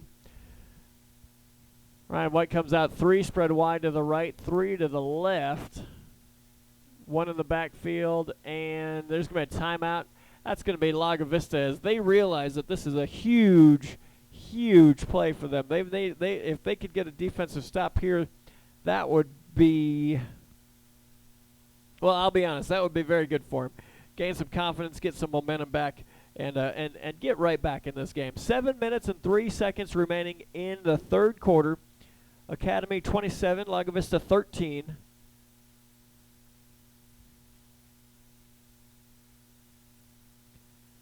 Don't forget that the Sail and Ski Center is a full-service boating lifestyle store. Whether it's selecting and purchasing a new or used boat, maintaining the boat you already have, or enjoying your boat with friends and family, Sail and Ski is dedicated to delivering the absolute best boat ownership experience for all of their customers. At Sail and Ski Center, we make selecting, owning, enjoying, and servicing your boat easy. 4th and 5, 3 to the right, 2 to the left for Ryan White. He takes a snap. He looks left. He's got pressure. He looks right, and he's going to throw that down the field. Ball's intercepted. Please tell me that's going to be intercepted in the end zone. Vikings will take over at the 25. Coaches will say, hey, why don't you go ahead and drop that one so we can get some better field position. But interception's an interception, and I know when you're in that moment, hey, you're not going to think, you get that interception. The last thing that you can, that you want to do is think about dropping the ball, right? So that's okay. Vikings are going to take over. Great defensive stop. They're going to take over at the 20-yard line. Good defense by the Vikings there. Good pressure as Ryan White was hit as he threw that ball. So Vikings offense will take over. 6 minutes, 53 seconds remaining in the third quarter. One spread wide to the right. That is Isaac Roney. One to the left. Flag on the play. And that's going to be a false start. Delay of game, I believe. Delay of game against the Vikings. So 1st and 15.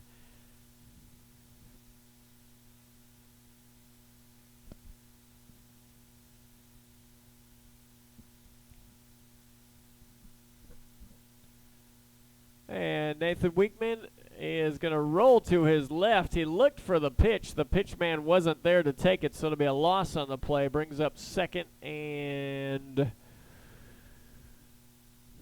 we'll go 2nd and 20 as the, you talk about momentum and confidence and all that. The Academy defense is feeling really good about the way that they're playing right now.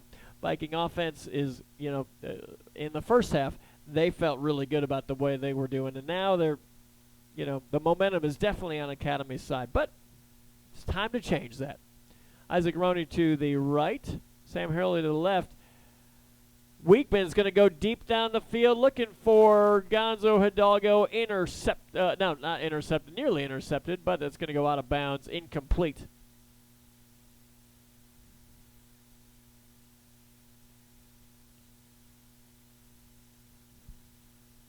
That brings up 3rd and long. Look at Academy's record for the year. They have lost to Salado. They lost 35-7. They lost to Hempstead 25-17. They beat Florence 46-7. And there's going to be the snap. Nathan Weekman is going to take it himself. Looks the pass. Pass is complete. And that is number 3, Cody Jackson. Excellent gain on 3rd down. That was a big one. It's not going to be enough to move the chains, but we'll bring up 4th and 3 as we have an injured Academy player on the field. And I don't know where you would want to go with this if you were Coach Phillips. Do you want to be aggressive? There's 5 minutes, 49 seconds remaining in the third quarter, so you got plenty of time. It's 4th and 3. If you give up the ball here, if you don't make this 4th down, you give the Academy offense the ball inside Viking territory. It looks like the ball's at about the 28. So I think your gut says go for it. It's risky, but it looks like they're going to go for it. We've got Isaac Roney spread wide to the right.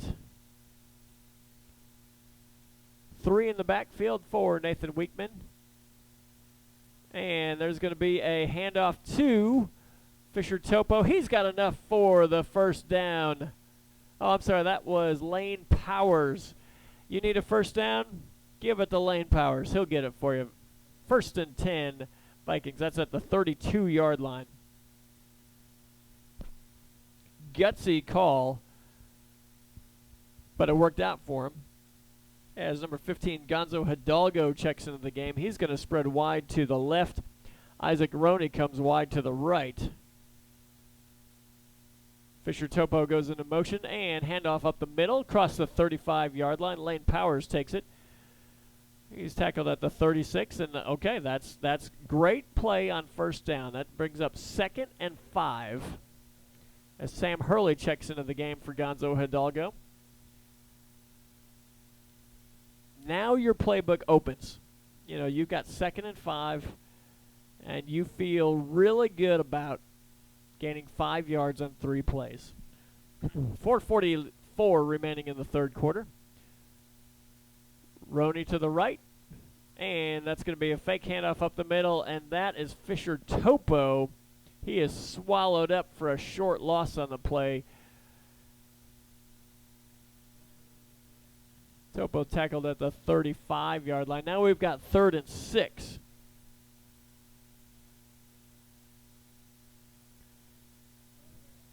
They faked it inside. They tried to get Fisher Topo to come around the edge. There was no bite.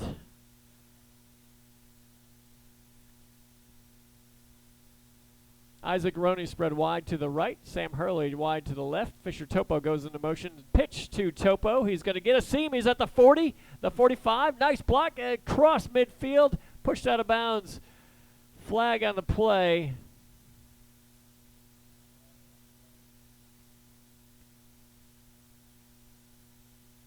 We'll see what the flag is.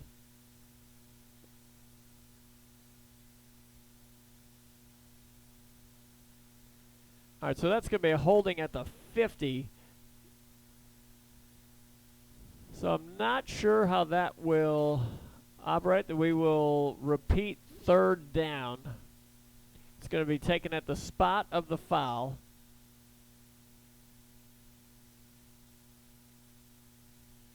So they'll replay 3rd down. So it's going to be 3rd down and 3. They won't get the first down. So Sam Hurley goes wide to the left. Isaac Roney wide to the right. Hernandez goes into motion. Weekman's going to pitch it to Hernandez. He's got a little seam. He's across midfield. The 40. He's at the 30. He's still running. Spins. He's at the 20. He is pushed out of bounds. We'll mark him out of bounds at the 21-yard line. Great run by Josh Hernandez. We got a flag on the play. Vikings are walking backwards, holding against the Vikings. We'll see that where... that's disappointing. We'll see where that one goes. It was 3rd and 3, and that will push it to, instead of 3rd and 3, we'll go... Looks like we'll go about 3rd and... We'll go 3rd and 6. So, yeah, the original 3rd and 6 from a couple plays ago, that's where we are now. We have 3:22 remaining in the 3rd quarter. 27-13 Academy in the lead. Nathan Weekman's going to take it himself. He's across the 40, the 45. He's at the 50, still on his feet. We got a first down run, and look at this. There are no flags on the play. They'll move the chains. 1st and 10 Vikings for the 3rd time.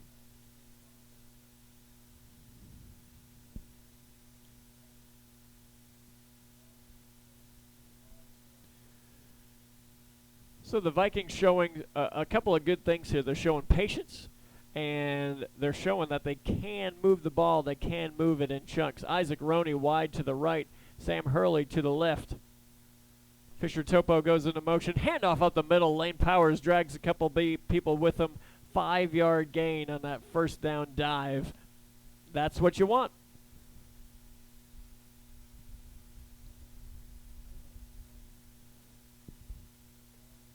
Looks like they'll give them 4 on that one, so 2nd and 6.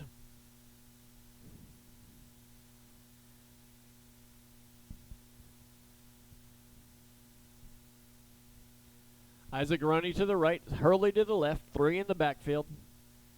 Josh Hernandez in motion. Nathan Weekman is going to take the keep it himself. He's going to shed 1 tackle. Not anymore, as it's going to be a loss of... they'll give maybe loss of 1 on the play. The pitch was covered. They were trying to pitch. That was the option to Hernandez. They took both the pitch option away. Nathan Weekman tried to take it himself. He was covered up. He tried to reverse his field. They covered it well, so it brings up 3rd down and 10. Isaac Roney comes out wide to the right. Sam Hurley wide to the left. Josh Hernandez goes into motion, and Weekman's going to take it himself, and he is spun down. Gain of about 2 Well, I tell you what, what Weekman's doing a really nice job of is he is being a patient runner, but then when he decides to go, he goes. And I didn't see the number on that, but whoever dragged Weekman down there, he did a great job because Weekman had a first down. Vikings are going to take a timeout. 52 seconds remaining in the third quarter. Academy 27, Lago Vista 13. It is the Vikings Sports Network, and we're powered by K-Mac Sports.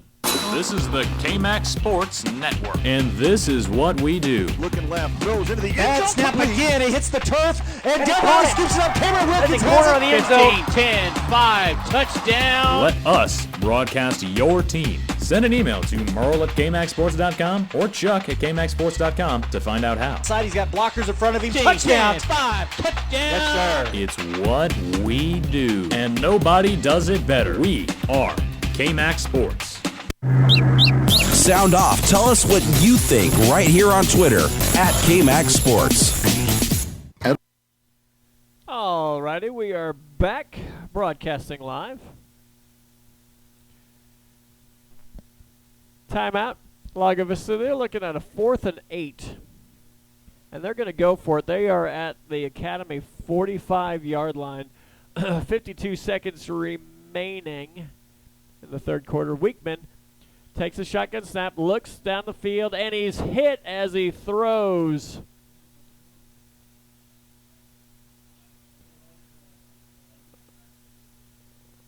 There's a flag on the play.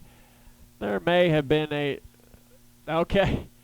That's an unsportsmanlike penalty against Academy as he was standing over Nathan Weekman. Nathan Weekman got knocked down.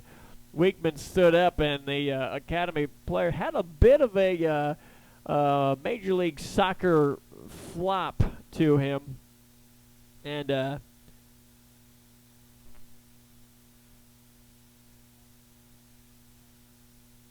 we'll see what happens here as it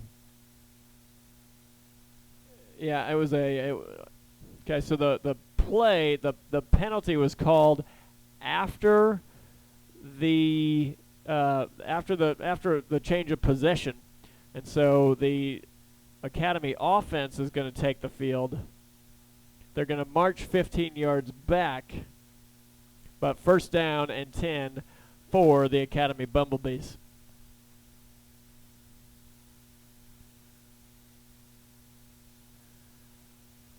Vikings were moving on that drive, but it stalled, and the unfortunately timed penalties have come back to haunt us time and time again, and that's kind of where we are still here.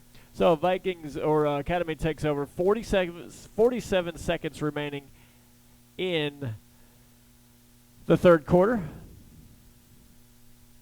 This is going to be Jerry Cephas. He's going to take the snap. He's going to hand that up the middle, and their running back has a good head of steam. Nice tackle by Nathan Weekman. He went low.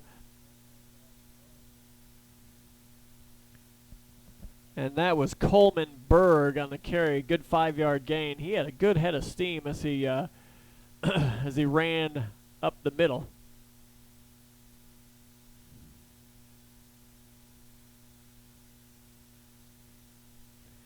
Second and 5, and they are, looks like there's about a 1 second differential.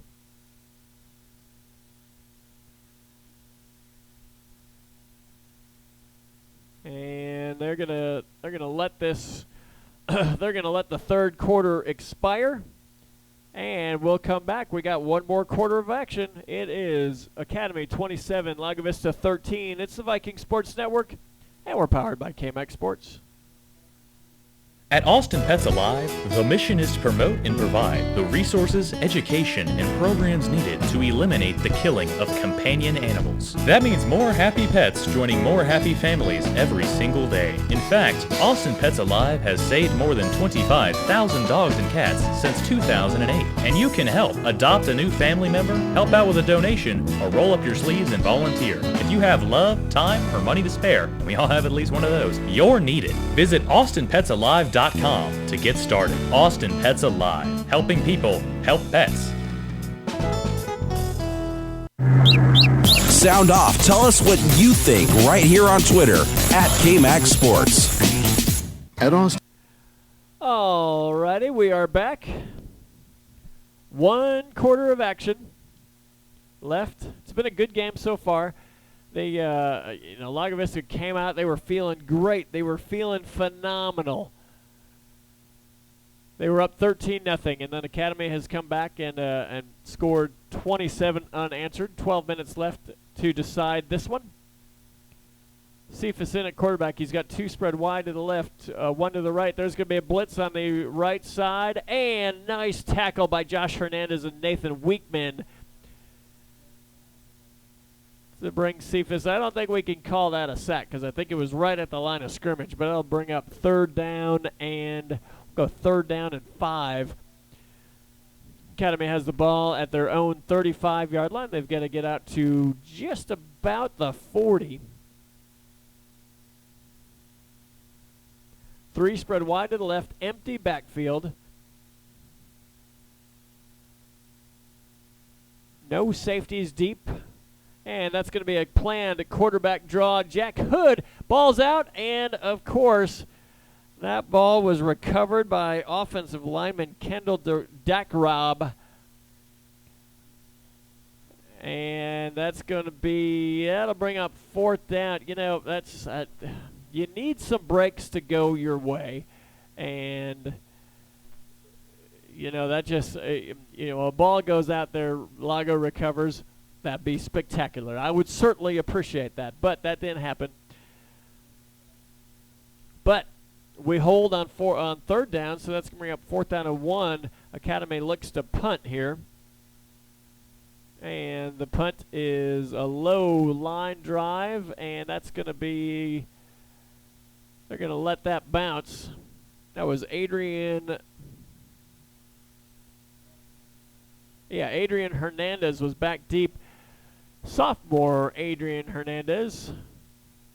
He wisely, it was a low line drive kick, and he thought about for a second, let me grab that one. And then he thought, nah, probably should not do that. So good call by Hernandez. Vikings are going to take over at the 30-yard line. We have 10:26 remaining in the ball game. 27-13. Vikings are trailing.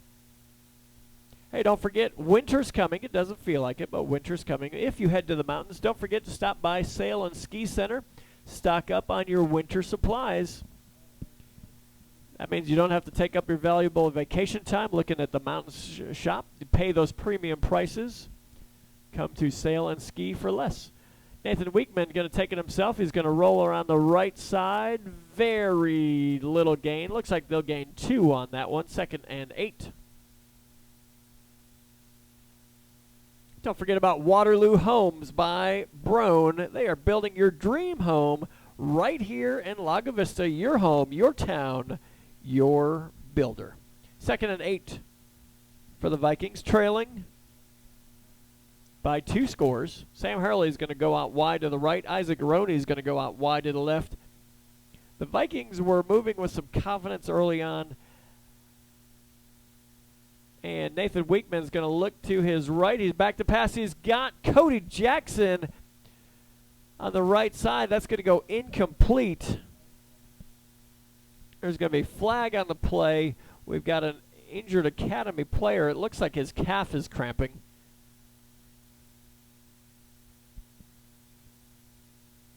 That's going to be a chop block against Lago Vista.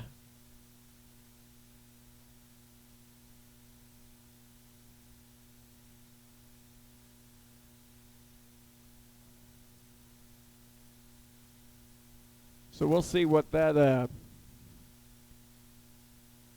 Hopefully he is going to be okay. We'll take a quick break. It is the Viking Sports Network, and we're powered by KMAX Sports. Vype Media is the state's most comprehensive high school sports media outlet covering UIL, private schools. Vype has been in Texas for over a decade. Visit their website at Vype, VYPE-Texas.com. And also pick up your Vype magazine today. Get in the game with Vype Media. Do you love the game of football? Wish you could be part of the action? Then become a football official. The Austin Football Officials Association is actively seeking new members to officiate games all across Central Texas. The Austin Football Chapter of TASO, the Texas Association of Sports Officials, provides a 2-year training program for new members. Taught by a crew of veteran officials, these training classes meet each Monday night from July through November and include classroom and on-field instruction. You don't need to be an ex-player or a coach to become a great official and have a memorable officiating career. As our officials will tell you, working around student athletes at all levels of football is gratifying. Plus, you'll develop lifelong friendships with other officials who share your passion for the game. Officiating football is a great way to get into and stay in shape, be a positive role model for student athletes, retain your competitive edge, and earn additional income. Visit the Austin Football Officials Association online at afoa.ws for more information. That's afoa.ws. All right, welcome back to Academy. It's the Viking Sports Network. The injured Academy player was able to get up and run off the field. It's going to be Fisher Topo on second and really long, 2nd and 24. He's going to gain very little. We got a late flag coming in, thrown by the back judge. Back judge has quite the arm. He threw that about 15 yards. We'll see if we can get a call that's going to go Lago's way or if it'll go against Lago.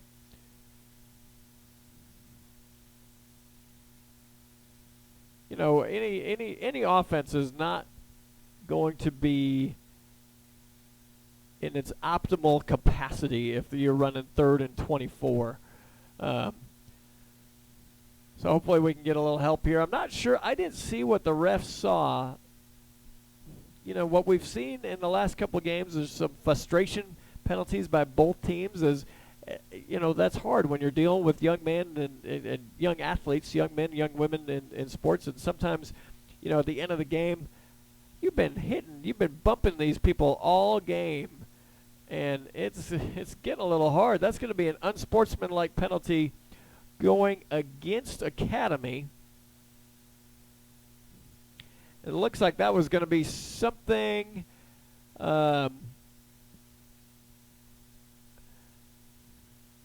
something after the whistle. So that's going to move the ball up to the 30. And that'll be an automatic first down. So instead of 3rd and really long, we'll go 1st and 10 for the Vikings at the Academy, or at their own 30-yard line. We've got Isaac Roney and Sam Hurley in. They're spread out wide to the right and left.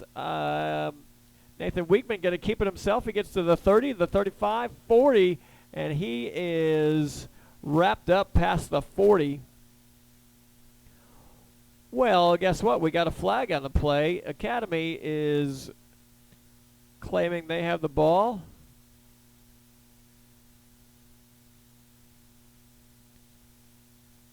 We'll see what the flag is first. Vikings are moving backwards.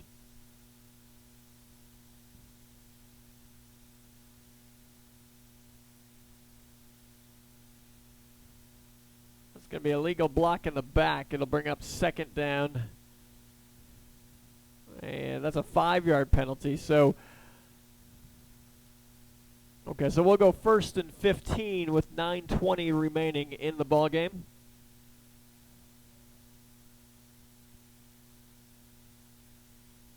Well, I tell you what, when in the second quarter, when the Viking offense was just churning it out and really moving well, the second quarter moved fast. Nathan Weekman going to take it himself. He's going to get the 30, and he is knocked down past the original line of scrimmage. Gets out to about the 30, we'll go 33-yard line. 34. We'll go 34. So it'll bring up 2nd and 6. That second quarter moved fast because that's what the the Viking offense wants to do is just churn up the clock and hold on to the ball.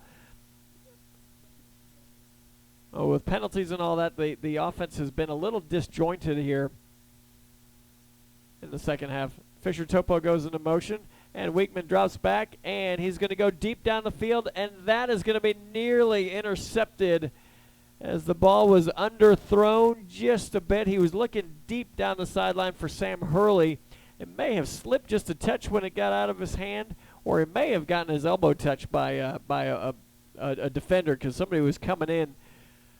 Either way, we were talking about when you have the opportunity to make a play, you got to make a play, and that was a pretty easy interception that was dropped for the Bumblebees. So now, let's make him pay for that as we've got 3rd down and 7. Josh Hernandez is going to go into motion, and he's going to take that himself. He's going to get near a first down, taken down at about the 39-yard line. He'll bring up 4th and 1. Of course, you've got to go for it here if you're Coach Phillips. I would assume you're going to feel good about, you got to tell your team, we're going to get this first down. As Weekman's under center, and he's going to take it himself, and it looks like the referee's going to give him forward progress, and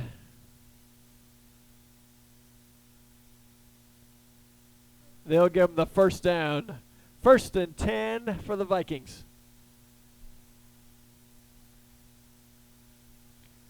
The Academy coach, Academy fans, less than pleased with the call.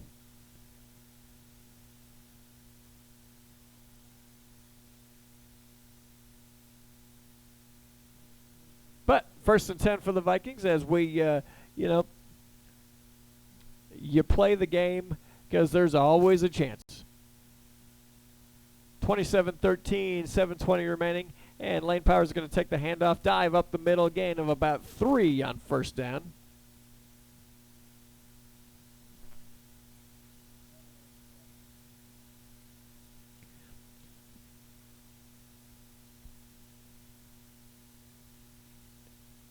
Weekman comes into the huddle, and we've got 1 spread wide to the right, 3 in the backfield. Josh Hernandez, Fisher Topo, and Lane Powers. Hernandez goes in motion. Lane Powers is going to run up the middle for a short gain. Brings up 2nd. We'll go 3rd, and we'll go 3rd and 5.5 is what we'll say.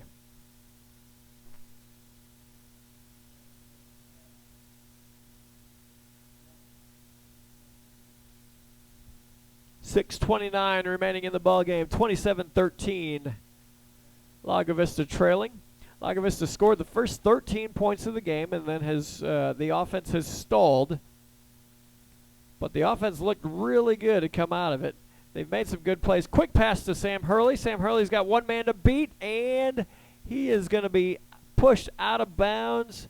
Looks like we got a little scrum on the Viking sideline as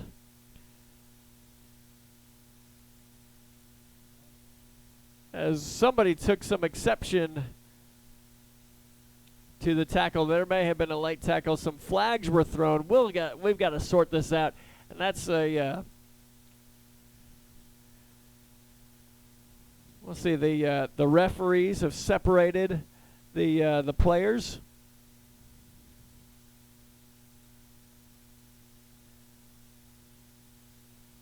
We'll see what the flag is. We'll see what the call is.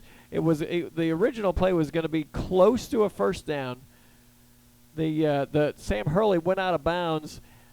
Vikings may have taken exception to a hit, something. We're going to have an unsportsmanlike penalty against both teams. Those penalties are going to offset, and probably a good call by the referees there to just say, hey, you know what? You were both wrong. There were both, teams on both players. Chill out. Play between the whistles. Play hard. But that sort of nonsense. We're not going to have a scrum in the sideline. So we will see. Coach Phillips is pointing. He's trying to tell him it's a first down. We'll see where the ball is. That's going to be 4th and very, very short. They've got to get the ball to midfield. They're about half of an inch short.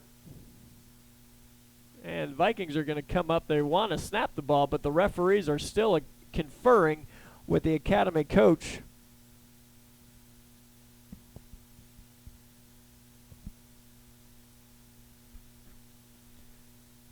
It's number 53.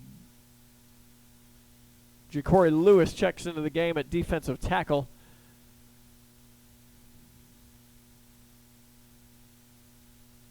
All right. Huge 4th down. 4th down, a very, very short. Weekman's going to take the snap. He's going to get outside. He's going to get across the 50, put his head down, get across the 40, 1st and 10. No flags. Vikings get a huge first down. They're at the 39-yard line.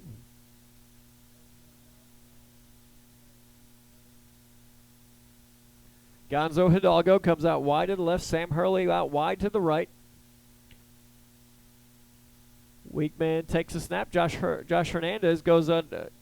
He's going left down the right down. He's going down the sideline. That is incomplete. Pass was intended for Fisher Topo. The ball was passed deep down the field on the right side. Good coverage on Fisher Topo. Brings up 2nd and 10 with 5:40 remaining in the ballgame. Gonzo Hidalgo out to the left. Sam Hurley to the right. Topo, Hernandez, and Powers in the backfield. Hernandez goes into motion. Quick pass. Hit at the line. It bounced to Sam Hurley. Tyler Lambert was on the he was the one who got his hands up and blocked that. Isaac Roney checks in. Adrian Hernandez checks in. And Adrian Hernandez is going to be in the slot on the left side. Cody Jackson on the slot on the right side. Sam Hurley out wide to the right. Lane Powers. Nathan Weekman rolls left. He's got a pass. He's got a wide open Isaac Roney. He overthrows him. Isaac Roney dove for the ball, but he just overthrew it. He put just a little bit too much gas on that one and missed a walk-in touchdown for Roney. And that's going to bring up 4th and 10. Same formation, 2 spread wide to the left, 2 to the right. Weekman rolls right, he's looking right, and he's going to pass. Pass is complete, caught. First down, Sam Hurley at the 28-yard line. Vikings are now going to the hurry up. They're not going to huddle. They've got Sam Hurley, Cody Jackson to the right side, Adrian Hernandez, Isaac Roney to the left side, Lane Powers in the backfield. And they're going to do a little quarterback keeper. Weekman goes around the right side. He's going to be tackled after about an 8-yard gain as we go under 5 minutes remaining in the ball game.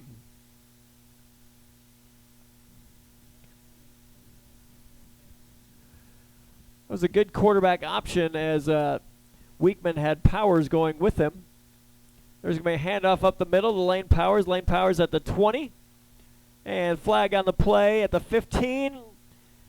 And we'll see the flag. There were 2 flags on the play.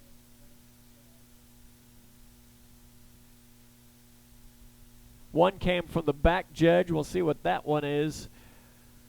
One came from the side judge. And the referees are doing what they're good at, conferring. There are 2 penalties on that play. They're going to offset, one against Academy, one against Lago. So we'll run 2nd and short again. We'll go 2nd and 2. Ball's at the Academy 20-yard line. Weekman in shotgun, 2 to the right, 2 to the left. And that's going to be a fake to Lane Powers. Weekman going to bob his way up the middle. Ball's out, and we're waiting for the official signal, and that is going to be Academy ball, as the ball was, Weekman was trying to make a play, and somebody stripped it as he went by. So with 4:27 remaining in the ball game, that one, I'll be honest, that one hurts.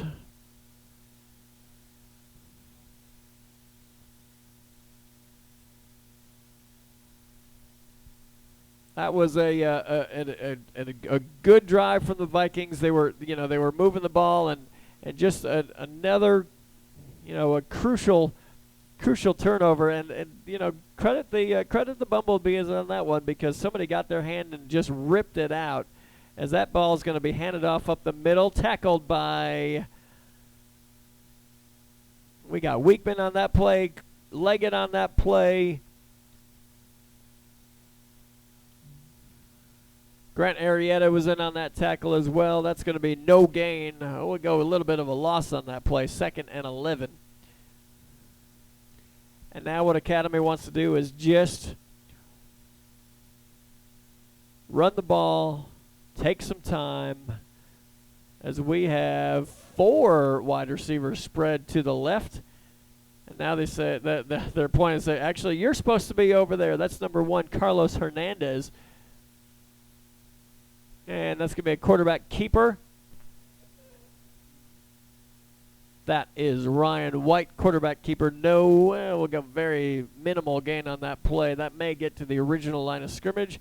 Okay, we'll go a little bit before that. We'll go 3rd and 9.5, as we have 3:23 remaining in the ball game. And it's always a game of quarters. First quarter definitely went to Lago Vista, as they scored the first 13 points and just came out firing. Empty backfield for Ryan White. He's going to take the snap. He looks left, looks left, looks left. He's looking down the middle of the field, and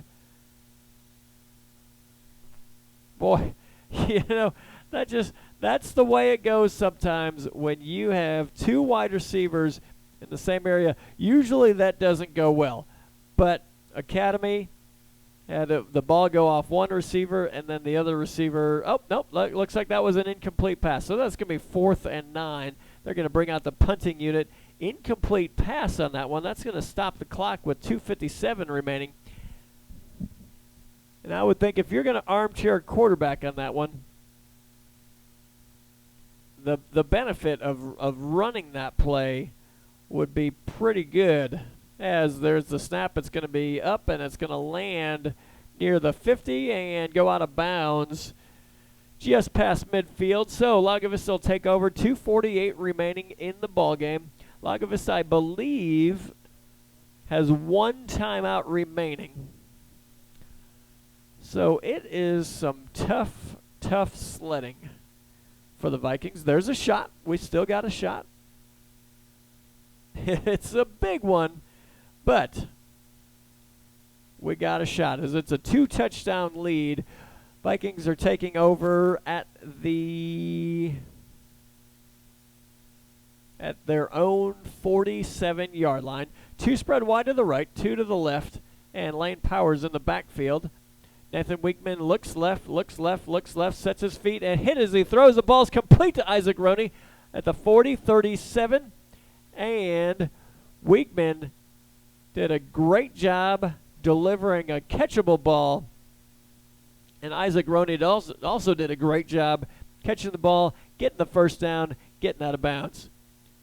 Adrian Hernandez, Isaac Roney to the left side. Cody Jackson, Sam Hurley to the right side. Nathan Weekman rolls right, looking for Sam Hurley, complete. Flag on the play. Ineligible receiver downfield. That's going to go against Lago. It's going to wipe out a first down completion to Sam Hurley. And that'll go back to the line judges trying to explain the penalty. So it'll be first and 15. 2:35 remaining. That was a big one as it wipes out a first down conversion. Weekman looks to his right, and pass is complete to Sam. That's Cody Jackson. Cody Jackson at the 20, the 15, taken down inside the 15-yard line. First and 10, Vikings. The defender for Academy tried to make a break on the ball, and what they always say, if you're going to make a break on the ball, you had better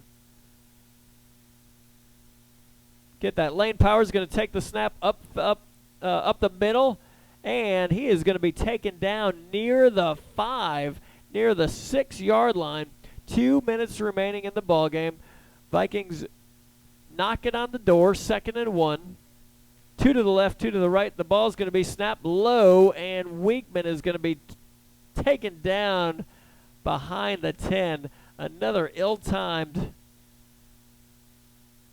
snap. That one was low. That rolled to him. So they're going to have to call their last timeout because you've got 3rd and 5. Ball is at the... we'll go about the 12, and then so this is you gotta play things. Let's play things forward. All right, so we got to get the score, and then that'll bring up then you got to get the onside kick, and then you got to move. Possible? Yes. Have we seen it before? Of course. But that's going to make the you're going to have to make the breaks. The breaks are going to have to go Lago's way, and as we've seen this year, the breaks have not always gone Lago's way. Fumble. We'll have an offensive lineman pick that up. All right, so here we go. We got a big play here, 3rd down and 5, 2 to the right, 2 to the left. Weekman is going to roll to his right. He's going to keep it himself, and he is going to lower his head. Looks like he's got the first down at the 3. They're going to go 1st and goal with 1:43 remaining in the ball game. 2 to the left, 2 to the right. Hernandez, and that's going to be a snap directly to Weekman. Weekman's going to take it himself. He's going to be wrestled down short of the goal line. 1:25 left in the ball game.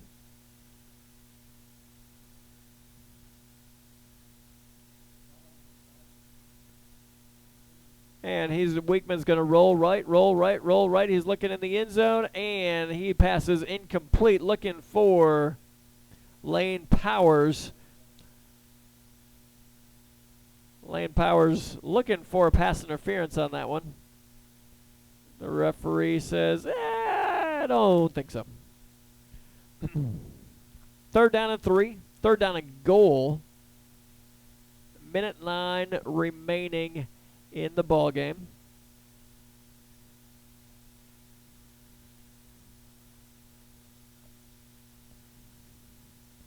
All right, there's going to be a handoff to Lane Powers. Lane Powers is in for the score.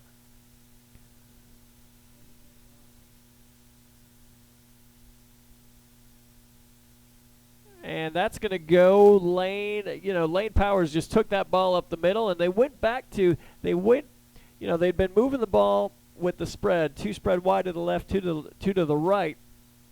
They went back to their original set with 3 in the backfield. They were able to hand that ball to Lane Powers for his 3rd touchdown of the evening. There's a snap, and it's going to be low. Isaac Roney running, and he's going to be sacked, and he's going to fumble the ball.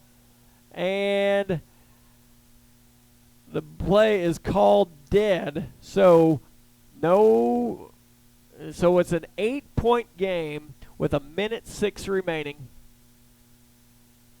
They called that incomplete as Academy had pulled that up, had picked that up, and they were going to run for the score. I'm not sure if he would have gotten there because there were a couple of Viking defenders making a beeline to make that play. All right, so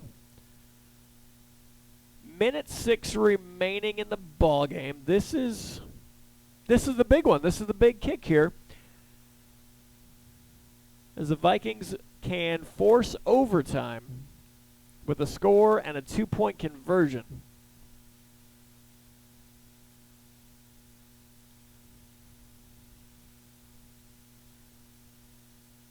So Vikings are going to kick off at the 40-yard line. Want to thank our game sponsors tonight: Sail and Ski Center, Waterloo Homes by Brown, making the American dream possible, Domino's Pizza, and also the Lago Vista Booster Club. Thank you to all for your support. All right. Vikings in the huddle.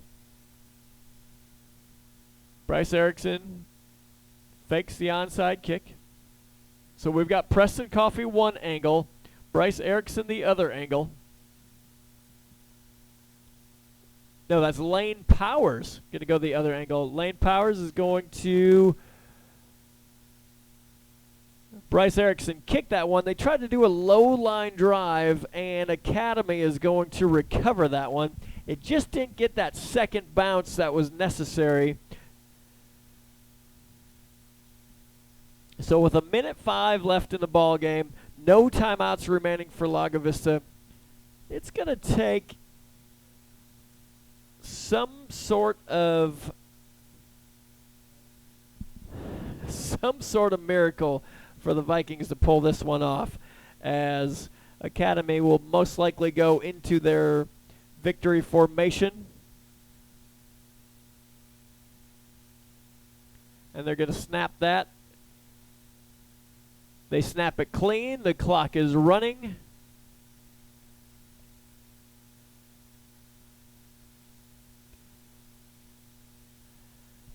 And that's probably going to be it, as Academy can just run the clock here.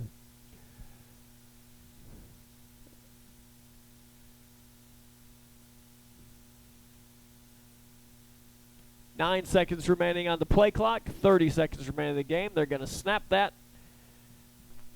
And that'll be the ball game. Academy 27, Lago Vista 19.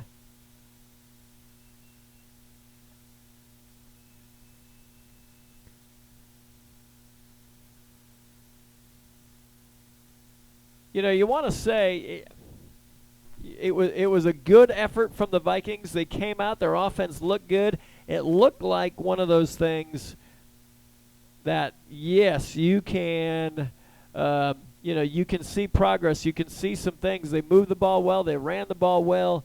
They